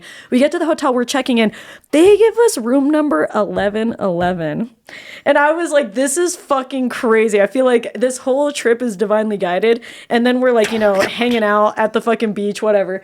Everything is just working out. It really was, though, which is crazy because like we really didn't know what to expect. Like, we just planned this. Like, we didn't, I mean, barely. We just booked things. We didn't really plan. We just booked and just left. Honestly, it was so irresponsible, but so dope. And we sure as shit, like, we ended up jumping out of a plane, and it like changed both of our lives. And like, now my best friend's like living in Greece and like fucking living her best life. Like, I love her like glow up story. My friend Ileana, shout out to you, Ileana. You're a fucking icon. And I tell her that all the time, but she really is. Like, I always tell her, I'm like, I want to be you when I grow up, but I'm older than her, honestly, by 4 days, but you know, still. Yeah, she's the best. But you know, dope shit like that. I always knew I wanted to go skydiving, but it was never on my list of shit, you know? Like, I was like, yeah, like I'll do it one day. And it wasn't until Brad gave me that fucking jumpsuit and I was like, I need to go skydiving. Like something's telling me I need to do it. And I've gone 2 other times since then. Like I love skydiving. I mean, I don't think I could ever do it alone, if I'm being honest. Like I don't think I could do a solo jump, but I mean, I do love me a good tandem jump. But yeah, doing dumb shit like that. Going back to, oh no, going back to, There's no fucking way. Oh, he sent me a photo. Look at how fucking gorgeous this is. Also, he's insane at taking, damn, that's gorgeous. He's insane at taking pics, by the way. You should see this guy's house. Honestly, he has the most insane. First of all, he has 2 houses. Let me just start off by saying that. That man has 2 houses. Actually, let me respond to that. Actually, let me give me a minute. Or actually, fuck it, I'll respond. That looks unreal right now. I love how, and you know what's so funny? Zach is like so in the know about shit. I was like hanging out with him and he said skibbity toilet. Oh my God. And no, and here's the thing. Here's the thing. I had no fucking idea that was a thing. And he just started saying I've seen the meme. Yeah, I'm like, I still don't. Send him a picture of the Batarang. I still don't even know. Actually, yeah, I should send a photo so he could see. Send him so the Batarang and then his Batmobile. Yeah, and then I want to get this little Zack Snyder poster in the back. Dude, I'll move this out of the way. This is fucking awesome. He said, what is that? Oh, I mean, you could keep a minute. Who cares? The whiskey. Oh, yeah. Also, dude, I didn't know until... Dude, Zack Snyder has seen a part of my podcast studio after this. This is a big deal. This is a big deal. This is huge for me. Wait, this is crazy. Honestly, this is so funny. That's hilarious. But no, so the reason I asked about, because there's... And I still have a good amount of this because I wouldn't consider myself like super conservative. Because again, like words losing meaning. Conservative, liberal, what do they actually mean these days? Because then you get put into camps. Are you MAGA? Are you a left? Are you a what? You know, all this kind of stuff. And I still have mostly conservative values for sure. And a lot of that does come from my religion. But then I also, you know, it's like I do see that side of life that you're talking about, you know, and I think a lot of, because you said specifically, I'm not worried about getting a boyfriend, I'm not worried about when I'm going to get married and all that stuff, and I think a lot of growing up, and I think a lot of figuring out what you want out of life is how do you healthily blend the two, and I don't think a lot like the two pursuits of like having life experiences and then having, not that they aren't life experiences, but then also having the core tenets of being a human. Right. You know what I mean? Yes. Does that make sense? Yes, but to a degree, because like what would you consider the core, like, you know? Tenets of being a human? Yeah. I think it's creating a life for yourself, first of all. I think it's a newer like American thing.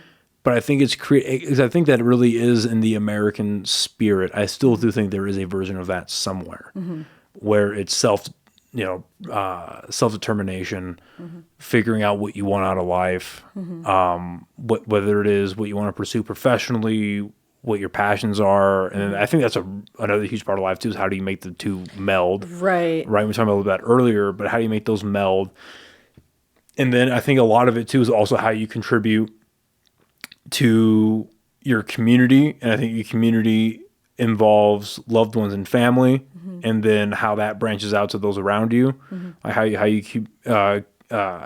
contribute to your community and to society, and then it's also, I think a lot of it is like having kids, being married, building a household. So I think that's what that builds into. Yeah. And I think that's what's kind of lost today. Yeah. Is people kind of separate the two. They just kind of like have kids. Yeah. Or they just get married and then it's like, okay, now we're married. But it's like, okay, well, what do you do with that? Right. You know what I mean? Because like for me personally, like I know I want to get married at some point, but I also am not convinced that I want the government marriage. Right. I'm not convinced I want that. And I know for a fact that if I get married, it'll have a prenup. Right. 110%. Right. Not because I plan on getting, now granted, would I like to be a fucking rich and famous comedian? That'd be phenomenal. That Netflix, if you happen to be stumbling upon this, I'm not ready yet, but put me in your, file folder. Yeah. But, I can play Nightwing, dude. I can play Robin. I promise.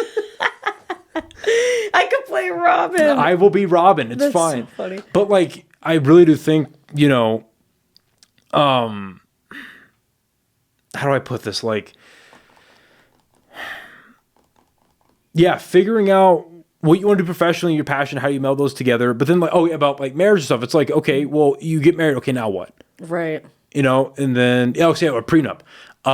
Just because like, I don't like the way that marriage laws are stacked against men in a lot of states. And then quite frankly, I don't like how marriage laws are stacked against women in some states. Right. I don't like how there really isn't, as far as I've heard from both reading about it and friends of mine that are family lawyers, how there really isn't a state where there's a middle ground. And how like a lot of states really just depend on the judge. And the judge, again, they're just humans. They want to keep their job. They want to play within the rules of wherever they're at. So they have their own biases going into your case. No part of court should be like that. Now, granted, it is, and that's just, again, an unfortunate part of society.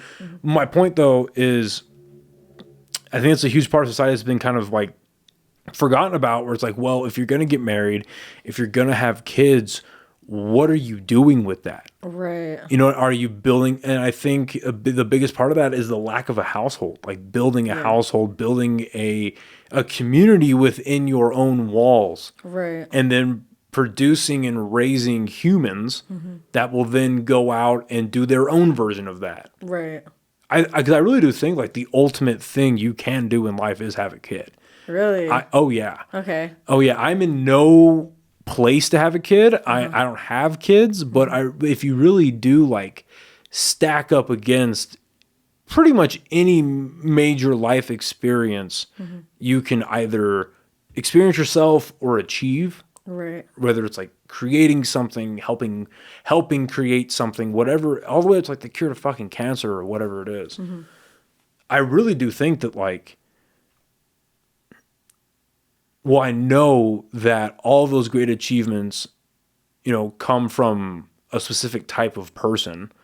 But then also, if that specific type of person can do that, what type of humans can they make? Right. You know what I mean? And then the idea of, there's like continuing your family and stuff, and that's important.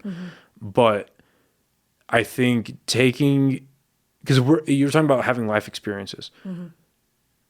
Yes, all these material things die with you, but what's the point if all your experiences die with you? Right.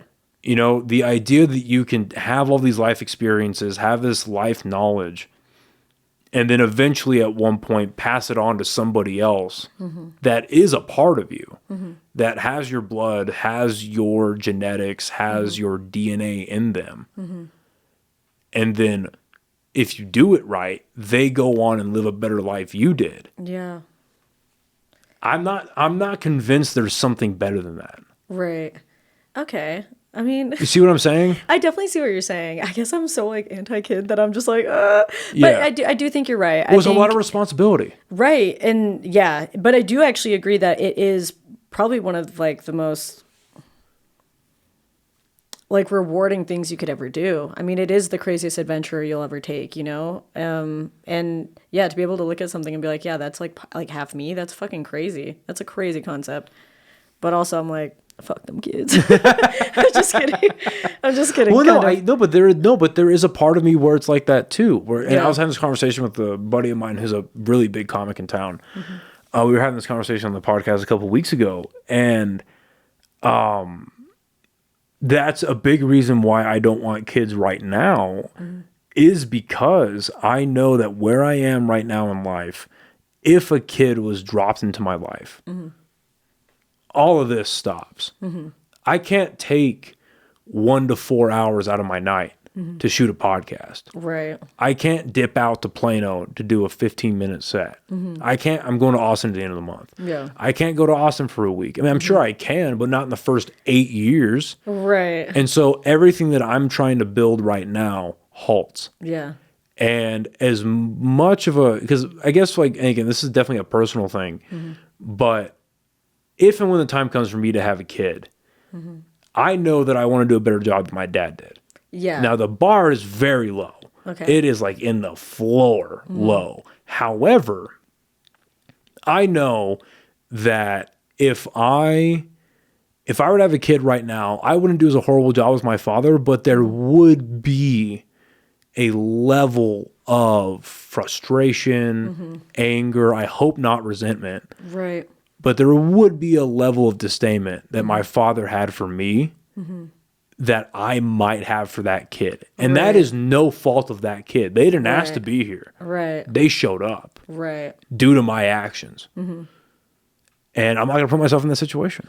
Right. It's a massive responsibility. And I just know myself as well. I'm like, I wouldn't take it lightly, hypothetically, if I were to ever have a kid. Yeah. I mean, I definitely, I feel like I would make a great mom, to be honest. Like I would, in my opinion. But I just don't think, I don't know. I think I'm okay with things ending after me. You know what I mean? How you're just saying, like, you know, when you die, like, even your memories are gone. Like, I feel like I'm okay with ending it here. You know what I mean? And I don't know. No, yeah. Like, I don't know. And like, that's just me talking right now, you know. What makes you think you would be a good mom? I don't know. I think considering everything I've been through, I feel like I've done a pretty good job at not letting the world make me bitter. And I'm not really like an angry person. I think I would be a good balance of, like a good balance between getting my point across and being stern, but like also still knowing that I'm a safe space for my kid and not having them be scared to like talk to me. You know what I mean? I don't know. Sorry, then we down the wrong pipe. It's okay. You good? Yeah. Should we rip a shot real quick? Oh no, I'm I can't just do kidding. shots. I also can't do shots, honestly. That time ended when I was about 22. That's fair, honestly. I've never been a good shot taker. I'm not gonna lie. I have to do it in like 3 goes because I can't. No. But yeah, no shots today. No. But yeah, I mean, it's hard to say. Like I don't really know what makes like a great mom, but like for me, I just think like, I mean, I'm like compassionate and I'm caring and I'm empathetic. Do you know what makes a bad one? I've seen some things.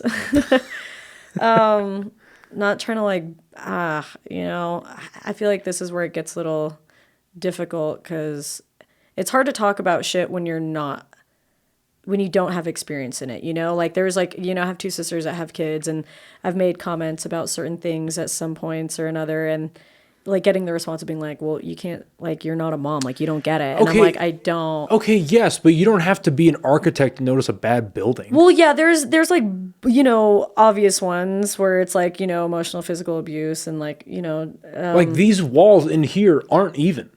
You know how I know that? I put the posters on the wall and they're fucking not on them properly. You know what I mean? Yeah, yeah. Like, I look at the floorboards or I look at the paneling on the floor and I'm like, hey, you guys didn't put this in right. I don't know how to do it, but I know you did it wrong. Right. No, you're 100% correct. I think, yeah, there's definitely huge factors that make someone a bad mom, for sure. Sorry, I'm trying to, I don't know. I feel like my mom knowledge isn't the best. And like my mom wasn't really around. She left when I was 5. So like, I mean, but even when she was around, apparently she wasn't that fucking great either. So in my opinion, I don't think I missed out on anything in that sense. But hey, my dad kicked me out when I was 7. So 7? Feel that. Girl, 7 is crazy. I'm like, yeah, like 7, 8-ish. Oh my God. Okay. Yeah, see, don't do that. That's big red flag. Yeah, see, exactly. Yeah. Yeah, so. Yeah, don't build your house on sand. Exactly. I'm like, something my dad says is don't pick up wooden nickels. And I'm like, all right. Don't do what? Don't pick up any wooden nickels. And I'm like, okay. It's like an old phrase, but I still am not entirely sure what it means. But he used to say it a lot. Because they're worthless. They're fake. Yeah. They're cheap. I know. They're a waste of your time. Me to all the moms out there. I'm just kidding. I'm just kidding. I'm so sorry. Sorry to all the moms. That's funny. There's great moms out there. I'm so sorry. But that's funny. Yeah. But yeah, I'd like to think I would make a good mom. That's all I have to say. But I don't want kids. I don't even want I just don't even want a man in my life. Like, I'm sorry. I think I'm not saying forever, but like it's so funny. I've been single for like 5 years now and I just can't envision myself even talking to someone right now. And like, there's like, I don't know, a couple people trying to like talk here and there. And I'm sorry, I'm just like not fucking interested. I don't know what the problem is, but I just don't have any desire to entertain anybody. And I also think like if I were to start dating right now, I don't even think they would be able to like manage my lifestyle. Like I feel like they would try to like regulate it or something. Like they would have to be really secure in themselves. Cause like I hang out like whenever I go to Denver fucking probably more than I go to any other city for some reason. And it's actually because Bri and all those homies out there, but it's like a massive group of guys and like a small handful of girls. And it's just like, I feel like if I were to date someone, they'd be like, well, are you going to fly out to hang out with these dudes? Or why are you doing this? Or why are you going to Coachella on an hour's notice? And I'm like, I don't know. Like, I don't know. I feel like... I'm going to clip all of that and you can pin it to the top of your page. Yeah. And like, that'll just be the giant fly swatter. Yeah, honestly, to anyone that's in my DMs, honestly, just don't. Just don't. Like, I'm being so for real.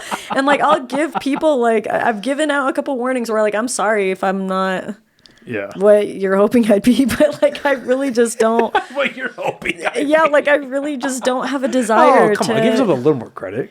Give who a little more credit? No, yourself. Well, I just like, I mean, I guess think like you're who you're supposed to be right now. No, I love who I am. Like, okay, good. Okay, yeah. I have no. Yeah, like I'm doing everything I want to be doing. Let me just put it like that. But I mean it in the sense where it's like, don't be surprised if I disappoint you type shit. Because like, honestly, I literally just don't. There's not a single person that I know right now where I'm like, yeah, I'd give it a chance. Damn. There's not. I'm like, so sorry. I just don't. Damn. And I don't mean to be like a dick. I love it. No, I love that shit. That's hilarious. I know, but I feel bad because, like, for the record, I will say I know some. Let me look at the camera for this one. I know some amazing men, and you guys are great, and there's nothing wrong with you. I just don't. Yeah, no. Well, I think in all seriousness, I think there is a. How do I put it? I think there is a liberation in being comfortable being on your own. Yes. I think there is. And I think that people that don't get comfortable with that, and this is speaking from personal experience, I think people that don't get comfortable with being alone really, like talking about missing out on life experiences or missing out on life, I think they miss out on a huge part of it. 100%. And I don't think... much in the pursuit of any kind of happiness or whatever, I think in the same way of pursuing being happy, I think in the way of pursuing knowing yourself completely is kind of futile. I don't think that ever happens. I don't think people stop because, I mean, don't get me wrong, there are people, and I think a lot of it is a choice because being comfortable is nice. Being comfortable is very nice. Yeah. I think people are changing constantly. Like, yeah, our brains stop evolving at like, I think women stop evolving at like 24 or 25 and men's brains stop evolving at like, or stop growing at 27, 28 around there. I know it's like a 1 to 2 year difference. Like that exists, but I think people don't stop changing. Right. I think everyone is malleable to a certain degree. And I think the people that aren't, or at least appear that they're not malleable to change, I think it's a choice. They've known life for a certain amount of years or a certain amount of decades, and like, you know what? This is it. Right. This is who I know. This is who I like. This is what I don't like. This is who I don't like. And this is how I whatever. And you know what? I know this. And and I almost sympathize with that. You know what I mean? So it's like, okay, I would like, I wouldn't say I would like that, but it's like I could almost, I see the rose-colored glasses in that. Right. Where it's like, oh, okay, now you just sustain, find hits. If you really want to break it down, you sustain, find hits of dopamine, go to bed, wake back up, do your thing again. Right. And then it's like, well, but then again, it's like, what are you cutting yourself off to? Right. What are you not experiencing? I'm kind of rambling, but but then my brain just immediately goes back to like, well, how do you blend that with, again, all the more like traditional aspects of being a human, I guess. I don't know wait, hold on, wait. I feel like my brain just like, and I'm like, wait, what the fuck were we just talking about? Okay. So The comfortability of being alone, yes, figuring that out. honestly, I think the process of learning to love yourself, I think, is one of the most important lessons you'll ever learn in your life. Do you feel like you ever can love yourself? Yeah. In a real sense. Yeah. I mean, what do you mean by a real sense? Because, like, I mean, like, Now, I'm not saying like you're all like no one's ever 100% at anything, yeah. but like consistently being like I'm cool with this. I mean, I think it's definitely like a work in progress. I mean, you know, yeah, the pursuit of self-love is an ongoing thing. I mean, kind of going back to what we're talking about, where it's like we're constantly evolving, we're changing as people, and we're a product of our experiences. So I think, yeah, since we're changing all the time, it's not going to be consistent, but I still think that it can exist without it being 100%. Just like, you know, how our 100% showing up isn't the same every day. Like, Yeah. if you're showing up at 70%, that was like your 100% for that day.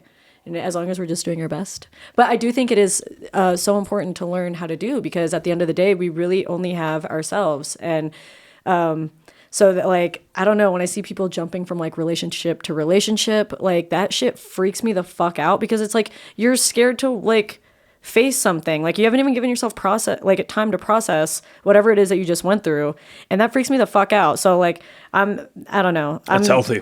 I'm very grateful That's that healthy. it took like my last relationship for me to be like, wow, I'm not doing this shit again. Like, and that's not to say I'm not open to it. Like if I meet someone and I just like, and it just happens, it's going to happen, you know, but it hasn't happened, and I'm not going to force it or look it out, like, or seek it out either, you know? So I don't know. And I'm asking this not just like in a relationship sense, but just in general, because I go back and forth. I go back and forth when I think about stuff like that, with both what you're saying, like, well, life is going to happen when it happens. I think about that, and then again, just because of religion, I also think about, like, well, God's plan for me is going to happen when it happens. But then I think there's a missing part of that, where it's, well, none of what's supposed to happen is going to happen unless you do something. Right. You know what I mean? Like, Yeah. I really, like, in both the life sense, like, the good things in life aren't going to happen to you. And then, like, again, for me personally, I don't know where you stand religiously, but like in my own life personally, like with the religious side of things, I'm like, okay, I know that God is not going to allow things to happen for me unless I put in the work, unless Right. because again, like a fundamental part of Christianity is that it's not your works that justify you, it's your belief. Right. But I also, the Bible is full of works from people, and I also believe that God rewards people that work hard. And I don't, and there's a lot of different ways you can say it's like, well, yeah, but without hard work, you wouldn't get results and yada, yada. I think it's a feedback loop, but I really do think there is like a external factor to all that.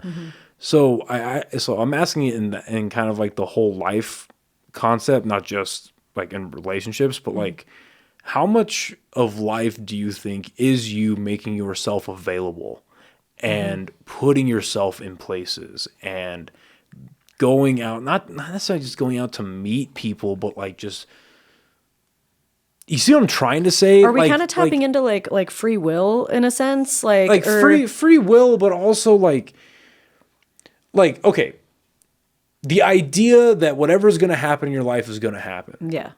But if you sit in your house all day, none of that shit's going to happen. But You see what I'm saying? yes, so And that's a very watered down version of it. Right. But like that's like the bare minimum. It's like if Right. you just sit in your house and you just sustain yourself until Yeah. you die.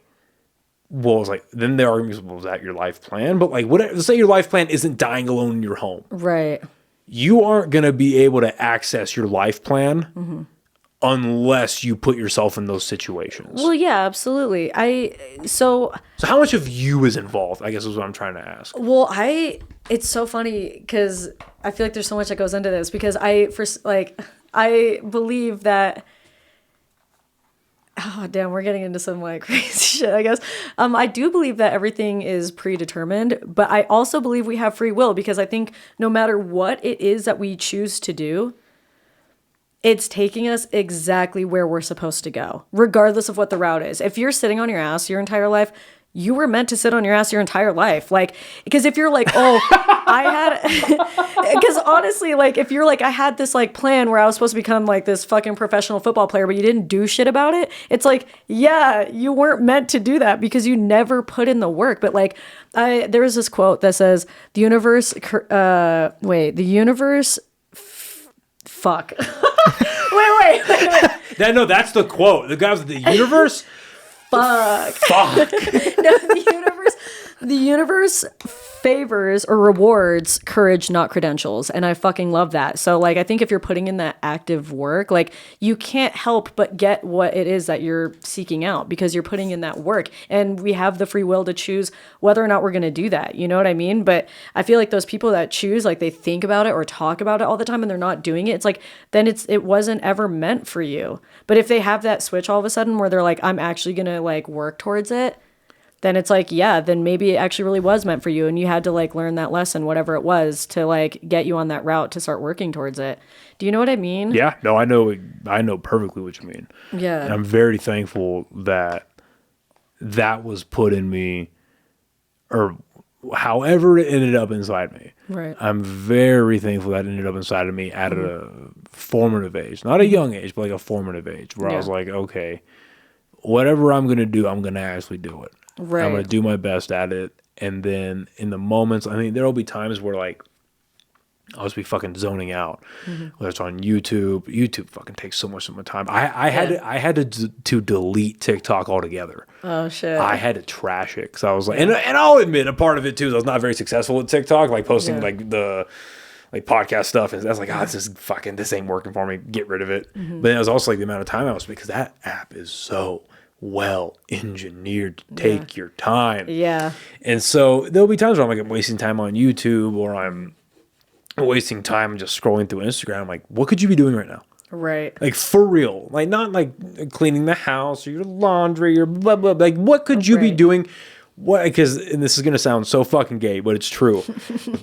I'm like, what could you be doing as I'm fucking doom scrolling? What could you be doing to be a better comedian right now? Right. And I'm like, scrolling. Right. You know what I mean? So I'm glad I can whip myself out of that eventually. But yeah, no, I'm glad I had that at an early age where it's like, get your shit together. Yeah. Whatever it is you want to do in life, just get your fucking shit together. Right. Because it can all go like that. Absolutely. And there is, and it's not, comparison is the thief of joy, but no matter what you want to do in life, there is somebody who wants to do it too. Like, I think one of the most liberating thought processes you can have in life is that you're not unique, actually. Right. That you're not that special. Right. And the idea that, like, I mean, I wouldn't say maybe you and I, but like our generation was grown up and like, oh, you're so special, Kymb. Right. You're such a cute little precious. I wish I had someone telling me that shit. Well, do you though? Like, to what degree? No, because how much of that stunts growth? You know what I mean?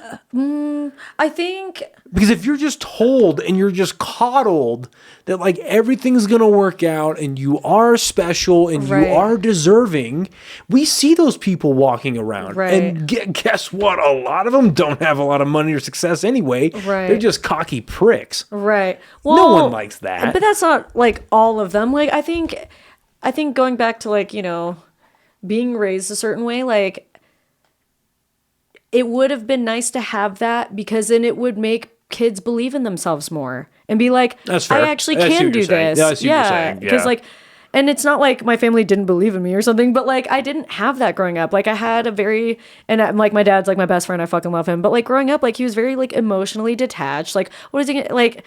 And he had to raise 3 girls on his own. Like I didn't have that like cheerleader in my life. So as you've grown up, have you humanized your dad a lot more? Oh my gosh. Yeah. No, it's crazy. I didn't even realize, until I was older that like my dad, that poor thing, was like depressed as fuck. Like, and honestly, bless his heart. I mean, hopefully he doesn't get mad at me talking about this. He's probably not even going to watch it anyways, whatever. I'm like, okay. But like my dad, like poor thing, like he, works in IT and he's like working from home and he's sitting there working, sipping a beer. And as soon as he's done with work, he goes and hides in his room and watches Frasier. And like, literally, like we didn't really see him much, even though he was like home. And like, yeah, I didn't realize because I was a kid, I was just trying to like hang out with all my friends and like live my life. But like as an adult now, like honestly, like kind of breaks my heart a little. I'm like, I could probably cry if I talk about it long enough. But like my dad literally like gave up oh God, okay. My dad just gave up so many years. Shit. He just sacrificed everything for my sisters and I. And yeah, and I appreciate it so much now as an adult, but like as a kid, like I didn't really understand because I was like just selfishly living for myself and like my friends and stuff. But yeah, I have so much love and respect for my dad, and I know that he doesn't give himself enough credit, and I know he feels like he hasn't done enough, but he's honestly done everything and then some, and he really is the greatest man I know in my life, honestly. Yeah. Yeah. Sorry. No, that's beautiful, man. I'm like, not me crying in a podcast. Oh God. You want me to get you some tissues? No, it's okay. Sure? I'll suck these back in real quick. Just the one North Korean tear. Yeah, just suck it back in. Yeah, I'm like, but Dad, if you do watch this, I fucking love you, and you're a massive legend. No, that's beautiful, man. And I think, and I asked that question because that's something that I am honestly something I'm struggling with. Growing up a bit is humanizing my dad. Yeah. Because there's a lot of things, a lot of things that he did and didn't do when I was a kid that I don't agree with. Right. That I would never repeat. That I don't think is kosher. Right. You know, I don't, you know, that I can never see myself justifying. Right. And there are some extremes that I couldn't even like see, like, because with a lot of things, not just with him, but just with humans in general, it's like you can see, this is not a great example, and my dad was not Hitler, but like reading history, and I think I got this from my dad. I'm a big history guy. Like I love reading about history, and what Hitler did was horrible, absolutely horrible. What he did in the 30s and the 40s, absolutely fucking horrible. But if you look at Germany at the time, if you look at the hand they were dealt at the end of the Treaty of Versailles, and you understand the economic depression that they were in, and you understand the ramifications of World War I, and you understand like all of the surrounding things, and then you have this really charismatic guy who rises up to be a leader. You can see how a populace, because Germany isn't that big, you can see how a populace gets, whether you want to call it brainwashed, whether you want to call it coerced, or I think a lot of it was in the middle, where a lot of German citizens were like, you know what? Our country's in this shithole right now. Whatever's going to pull us out of it, let's try it. And obviously it went to a horrible extreme. But you can see how something like that rises to power. You can see the breadcrumb trail.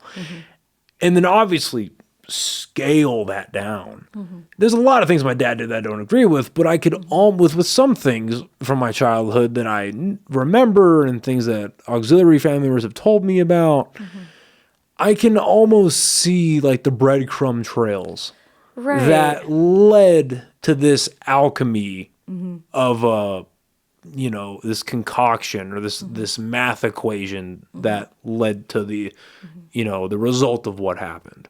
I can see that.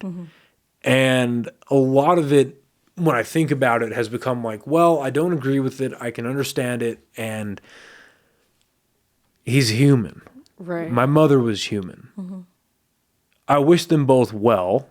I do hold some things against my dad still, which kind of sucks, but like I mostly hold nothing against them. And I wish them well. I'm happy I'm here. Don't get me wrong, I'm happy I exist. And that for the longest, that's why I asked you a little bit earlier about like growing up with the thought process of like, well, I don't think I'm going to get old, and you know, how you grew up. For the longest time, I didn't really value life that much. I didn't really, you know, whatever. And for the first time in a long time, I'm quite happy I'm around. But, you know, I can also look at the math equation and be like, big picture, I'm not convinced you two should have been parents. Right. I'm not convinced you two should have been married. Right. Because with like some divorced couples or broken up couples, you can almost like, even in the aftermath, you can see like, oh, okay, they fell in love because of, all right, we can kind of pick up the pieces of the rubble and try to build like some kind of a foundation of like, where did this all started? Okay, I can get that. Right. That makes sense. But even with my parents, I'm like, you two must have been just some horny motherfuckers. Like, I don't know what happened. You know what I mean? I'm like, okay, like I guess. Right. So it's interesting, growing up. And I imagine you've had a lot of these thoughts too, where like you look back on it and it's like, what happened? It's like, how did all of this come to be? It's just very interesting humanizing your parents as you become an adult. Yeah. Because obviously I don't know how old your parents were when, how many siblings do you have? I have 2 older sisters. Okay. So I don't know how well, actually, technically 3 older sisters. Holy shit. Wait, okay. Wow. Sorry, that's another crazy fucking story, actually. But yeah, I have 3 older sisters. Holy shit. So I don't know how old your parents were when they had your oldest, but I don't know if you've ever had this thought, but like as I'm entering the years where it's like closer to when my parents were entering those years of when they had a kid, it's like, whew. Like, damn, imagine. Like, this is how old they were? Yeah. Fuck. No, that's crazy. Okay. Yeah. And then and then thankfully, like, I have a good group of friends, and I have one friend, very close friend who just had a kid, he's married and all that. And I have another friend who literally just got his fucking Tinder date knocked up. Yeah, but they're both great dads. Okay, I'm very happy that they're both great dads, but it's like, fuck. Like, if I was a dad, you gotta be careful out there, guys. That's scary. The streets are scary. Yeah. It's good to stay home. Yeah. Absolutely. Stay in my lane, 2025. Yeah. And onward. Yeah. Wow. Yeah. It is crazy to think about that kind of stuff, though, because, I mean, as a kid, we think our parents have it all figured out or whatever, or, maybe some of us don't, No, I thought growing up, I definitely thought that. Like, because they're supposed to be the authority figure. Right. And it's like, but we realize, once we get towards that age where it's like, actually, I don't have anything figured out. And now I'm like, but they had a kid and had to worry about that. So that's fucking crazy. It's a wild time, but miss me with that shit. I'm like, I don't blame you. It will not be me, that's for sure. Because that's where I am too. I'm not convinced. Yeah, but I have respect to the people out there doing it. You guys are doing God's work, because I really fucking could not. Honestly, I'm gonna say you wouldn't catch me dead, but honestly, you would catch me dead. Oh fuck! Sorry, that was crazy. Sorry. Oh god. That's funny. So what do you want to do? Like, as life carries on, like, what do you see yourself doing? I don't know. I like career-wise, I have no fucking clue. But like, as far as like life in general, I just want to travel as much as I can, meet as many cool people as I can, and just unapologetically live my life, like I feel like everyone like instills this idea where once you hit your 30s, that's when everyone's settling down and like all this stuff, and like I agree to an extent, like I should probably get my finances in check by the time I hit my 30s for sure. Amen, sister. For sure. But like I don't care about like settling down. I want to fucking keep traveling and doing cool shit for as long as I can, and like, but that's also with the mindset that like I'm dying young, but like even when if I make it super old, dope, but I hope I'm still doing dope shit. Like I don't know, but so I don't really have like a hard definition of how I envision my life, because like I don't know, things change all the time. Like I didn't even think I was going to be where I'm at now, like at all, or do half the things that I've done, or meet half the people I've met. Like I never envisioned any of this. So as long as I'm having fun and I don't let life get too serious, then like I'm kind of okay with where it goes, like I don't know. Yeah, no, that's fair. Just take care of myself, Where do you see yourself living? Definitely not here. Are you born and raised in Albuquerque? I've been here since I was 5. I'm a proper New Mexican, but I was born in California. Oh, what part? Santa Barbara County. Okay. Air Force, baby. Ooh. Yeah. I just ask because I've got family down in the San Diego Carlsbad area. Oh, okay, cool. So okay, I haven't been to San Diego yet, but I've heard amazing things about it. It's so expensive. I just want to be by the beach. And it's so beautiful down there, dude. Yeah. Fuck. Yeah. I'd love to. Growing up, I wanted to live there so bad, and then I became an adult, and I was like, ooh. Oh, you can do whatever you set your mind to. Nah, you know. Fuck that. And California's just gone to shit, dude. That's what everyone's saying, but I don't know. I still fuck with California. It's gone to shit. I mean, it's not. There's a reason why in 2021 into 2022 it was an average $300 to take a U-Haul from anywhere in the country to California, but it was $3,800 to get a U-Haul out of California. Right. There's a reason for that. Right. That's crazy. You know what I mean? Yeah. And I'll be honest, because I'm born and raised here in Albuquerque, and I've learned to appreciate Albuquerque, and I've learned to like really look around and be like, okay, these are the resources that I have. What are the best things that I can do with it at the moment? Not the end all be all, but yeah, no, California's turned into a fucking shithole. I can't even like talk shit about anywhere, honestly, just because I live here. And that's not to say anything bad about Albuquerque, okay? Because like No, there's a lot of bad things to say. Yeah. No, I just don't want to sound like I'm bashing on Albuquerque. Because like there is something really special about this place. And I feel like there's a really good energy here that you can't really put a finger on, you know? But yeah, I can't talk shit about California because I literally live here. I'm like, what the fuck? I'm going to talk shit about somewhere that has fucking everything. And I'm here and I can't even find water nearby unless it's the fucking ditch. And even then, there's no water in that. Like, come on, dude. Like, I love the beach. I love water. I love city life. Like, I'm a city bitch for sure. So like we don't even have a proper downtown. Like our fucking downtown consists of Are you Central saying, from 2nd to fucking 7th Street. And I'm like, what the fuck? Are you saying that nice blue neon sign didn't change your outlook on downtown Albuquerque? That's literally my front yard. Wait a minute. Yeah, like who was that for? Let's be honest. Honestly, who was that for?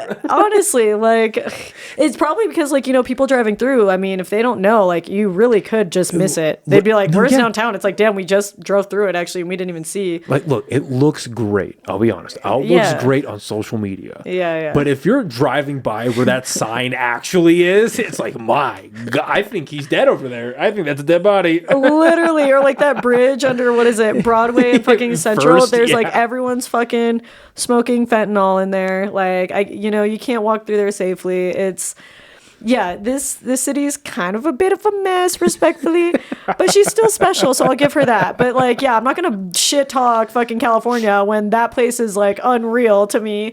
Like, I mean, it's very beautiful. It's very gorgeous, beautiful, but the problems they're having there are much worse than here, unfortunately. And I think that's what California has to their benefit, is that they have this beautiful coat of paint over it. Yeah, but then you kind of just pull the curtain back and you're like, you're paying for an experience. You know what I mean? It's an experience, okay? Yeah, it's expensive as fuck, but it'll be a ride, regardless. You know, that's how places in town justify fucking $17 cocktails. You're paying for an experience. Honestly, I'm like, you know, man. Yeah, you got to keep those doors open somehow, man. It's fucking expensive. It's tough times, guys. It's tough times. Fuck yeah, it is. Jesus. Yeah. But yeah, I can't talk shit. Where do you see yourself living? I don't know, because I've bounced around like so much in my head. I mean, fuck, anyone that knows me, I mean, I'm a broken record. I talk about leaving all the time and I haven't. And that's what land sucks. Of entrapment. I know, it sucks because it's so easy to stay here. And that's what I will say that I love about Albuquerque is it's so fucking easy to live here. So easy, too easy. But it's hard to thrive. Like, you can't thrive. Like, you can't pay someone $300 to do a 15-minute bit. Okay? You can't. Thankfully, I think this will come out right before that show. I think. Like, you can't do that here, okay? So like, yeah. So for people asking, there are conversations that happen before we shoot. Yeah. By the way, there are conversations. I know. I can't. I know. I was thinking about that later on. I was like, I can't believe we just started the Zack Snyder conversation like right off the bat. I'm like, damn, people don't even know. Like, We just jumped straight into that, and now we're referencing. Yeah, we're referencing. That's funny. Yeah, no, sorry. Regardless of how good of friends we are, I'm not going to pay you $200 to $350 to do a 20-minute set, dude. I'm not gonna go to LA. And you're not getting that anymore anyway. Honestly, yeah. Sorry. Like, let's be so for real. He's not gonna watch this. For real. He's not, and no. I'm not worried. I'm like, we ain't tight like that. Respectfully. I'm like, yeah. So yeah, super easy to be here. But yeah, I've rotated in my brain. I've rotated so many places I want to live. Like, I've thought like New York, Seattle, LA, Hawaii for a time. Like, Hawaii would be crazy, but everyone there is like, dude, you'll get like island fever where you're just like, you want to leave, but now you have to pay $1,500 just to leave the island. And as gorgeous as it is, I think it'd be cool to live there for like a summer or maybe. Yeah, I was gonna say there's a reason that their major, I guess, export is a vacation spot. Yeah. You know what I mean? Like, that's the major thing for them and that's why they got so devastated outside of the obvious is during the fires. Yeah. Is that nobody could go and vacation there. No one could go there and do what they do there because all of their money comes from external. Right. So. Yeah. But it's gorgeous. It is. I've never been, but I've heard. It's unreal. I feel like I'm on another planet. Like, that's by far one of the most gorgeous places I've ever been to, where I just look around and I'm like, I can't believe this shit is real. Like, when I stayed out there, I went on a vacation there like a year ago, and I just like stayed in North Shore, and every night my like Airbnb was right next to Sunset Beach. I would walk to Sunset Beach every night, and I would just sit there and I'm like, I cannot believe we get to live on this planet. Like, we're so fucking lucky. This planet is so fucking dope. And this is like going back to like why I just want to focus my life on like traveling and seeing new places, is because I'm missing out on so much. There's so much dope shit out there that I want to see, and I'm like, that I can't even believe is real. I will say that is a big part of why I want to like continue stand up and get bigger in stand up, is because like I really do think you do yourself, and granted it changes depending on the country you live in, but like if you live in your country and you don't get to see most, if not all of it, you're kind of doing yourself a disservice. And I get it, not everyone can, and there's a lot of financial restrictions to that. Like I totally, but as much as you can. See the country you live in. Right. Like, at the very least, you know? Like, if you can, definitely. It is kind of crazy that Hawaii is considered America, but, you know. I know. And if you're out there, you're like, this is not... If you're in North Shore, you look like you're in another... It looks like you're in another country. I'm like, this is fucking nuts. And specifically North Shore. If you're in, like, Waikiki, you know... There's like a Chanel store and it looks so out of place because like the beach is down there and you're like, how is there Chanel and fucking Miu Miu over here? And you're like, what the fuck? Like, these shouldn't be here. Even though that is really cool that they have that. I mean, we don't have that here, but it is so bizarre being there. And then you go to North Shore and you're like, this is so different. That's like surfers area, like super, super fucking dope and beautiful, but crazy expensive. But yeah, dope. Yeah. Good shit though. You say you have a lot of friends in Denver. That's a place I want to explore over the next year to year and a half, because I've been to Denver twice for very short stints. But I've just heard phenomenal things about their comedy community up there, so I want to get up there and see what that's like. And because I feel like the move is either going to be Austin or Denver. I've only been to Austin once and I fucking loved it. Now granted, I only saw the good parts of Austin when I was there, you know what I mean? I was there for only about 4 or 5 days, but I only saw the good parts of it. Yeah, but that's fine. That's all you need. You know what I mean? I think you need to go a few times to a place before you move there. I mean, yeah. To make a good educated, you know. I agree, but I think the real knowledge is when you're living there. You know what I mean? Like, there's no substitute, but Right. I just, God, I mean, I don't know what it's going to be like going down there at the end of the month, but I went around this time last year and it was so fucking hot. Yeah. Oh my God. I felt like I never dried off from my first shower being down there. It was so fucking humid. Oh, it's humid? Oh, but I low-key love humidity. It was so, my skin was great. Yeah. I had great skin. But like, it was so fucking humid and so fucking hot. I was like, what are the utility prices on the AC alone down here? Right. Because these motherfuckers are working on overtime. That's valid. That's a valid thing to worry about, honestly. Because the nice thing about Denver is you fully get all 4 seasons. Yeah. Like, you get crazy snow out there.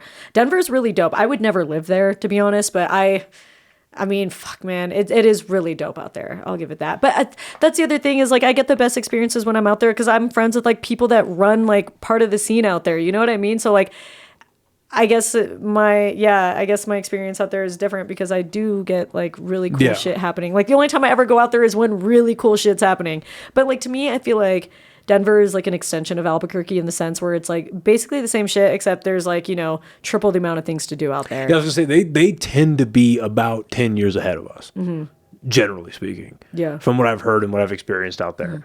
But yeah, especially because like last week, me and my buddy I was telling you about, AJ, we performed here in town with a comic out from Denver, and according to my buddy, he was like, "Hey, yeah, whenever you guys are up in Denver, let me know. I'll get you into a couple of clubs up here." Yeah. And we were like, "Huh, okay, yeah, please." Yeah, okay. But we'll see. Definitely go like plant some roots out there, plant some seeds. I think that'd be super cool, and that's nice because I feel like Denver is so like accessible. I feel like Denver's similar in the way where it's like I feel like you could thrive out there pretty easily.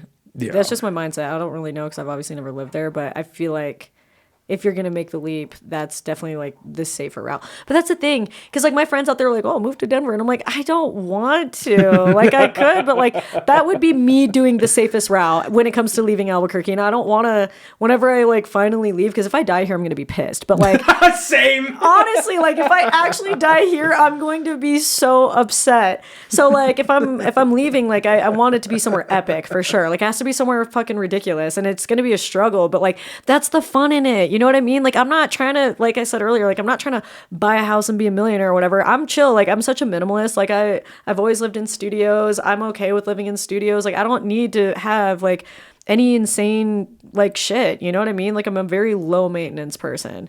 Except when it comes to fashion. But, like, other than that, I'm fucking chilling. Like, I don't really care. So, like, I'm down for the struggle. Like, I think that's what makes it fun is, like, having that struggle and, like, having something to work towards, you know? Like, everyone assumes you have to have it all figured out. I'm like, that's so boring. Like, how I think boring. figuring out is a part of it, though. Yeah. You can't negate the ride up. If you focus on the destination the whole time, you almost lose sight of it. And then when you don't get there and that... Because I mean... I definitely have this issue where like I'll set like I need to do this by this time and that doesn't work. I'm like, fuck, what now? Right. You know what I mean? But I think keeping that in mind, but focusing more on like what am I doing right now? What am I focusing? What am I building right now? What am I working on right now? That's losing sight of the experience. I think you do yourself a real disservice.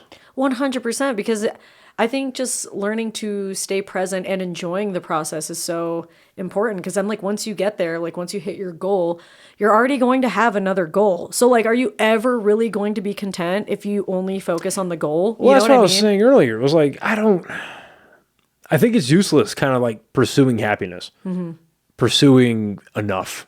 Yeah. Because we're human. Right. We're not meant. Do you think they're going to stop? This isn't even the latest iPhone, but let's just say it was. You think you're going to stop the newest iPhone? Right. No, there's always going to be newer shit. There's always going to be a better thing. There's always going to be a shinier, newer object or whatever. And that's just a part of being human. Yeah. So just thinking that the one thing is going to fix everything is like, or the one achievement or the whatever arbitrary thing that you've come up with. All it is your brain coming up with this thing that will be the key to fix it all. No. Right. No, that doesn't exist. Right. I agree 100%. Like, yeah, enjoy the process, you know? Have fun. I think that's the thing. Like, for example, me talking about like wanting to leave Albuquerque so bad, but still being here. I'm like, yeah, I want to leave so bad, but I've also still like because it's so easy to like maintain here in Albuquerque. Yeah. It's allowed me the opportunity to travel as much as I've traveled in the last few years. And I've traveled more in the last like 2 years than I ever thought I would ever. And that's like not even me like thriving financially. Like that's just me being like irresponsible, but like, yeah, literally it's just me being irresponsible, but I've been able to travel. So it's like, yeah, don't be so focused on like getting the fuck out of here that you're not even enjoying the time while you're here, you know, even though it's me having fun being here is me leaving. But like still, I'm still having fun. And I think that's really important. Have fun. I think it's a beautiful note to end this on. I think that's great. Everyone, don't take life too seriously. It's been a lot of fun, dude. Yeah, this is crazy. How long have we been talking for? A little over 2. Okay. Yeah. Damn. fuck. For a minute, I kind of like forgot we were like recording. I'm like, oh God. I'm gonna like watch back on this and be like, oh, God. That's the goal. No, this was great. You're good at this. You're a good conversationalist. This was good. Thank you. It was fun. Yeah, we should do this again sometime. It's a lot of fun. Honestly, hit me up. I'm down. I'm honestly the office yapper. I'm honestly just the yapper in general. So that's kind of what I was scared about though by doing this, because I am such a yapper that I didn't want to just end up going on like a massive tangent and then like ultimately end up embarrassing myself, which if I did, I'm sorry, but no, I don't think you did at all. I think I maintained composure. That's what's fun about long form podcasting. That's what it's for. Long form yapping. Yeah, and you can like really get to know somebody, because like I don't know, I mean, you know how it is on social media, everything's like so surface level. So I love like platforms like this. So when you asked me to do this, I was like, fuck yeah, because I don't know, it's nice to show people other sides, I guess. Not that I'm like, I don't know if anyone's gonna watch this, but if you do, thank you. All a combined 200 listeners. Thank you very much. Yeah, hell yeah. that counts for something in my book. That's great. That's a lot of fun. Where can people find you on your social media stuff? My username's kkymbb. That's on Instagram, TikTok, whatever. Probably also on YouTube, I want to say. I think that's what it is on YouTube.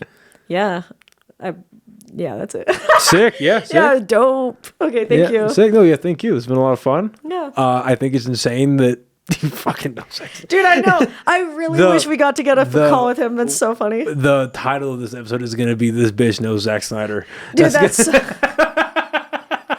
oh my God, everyone's gonna be like, oh God.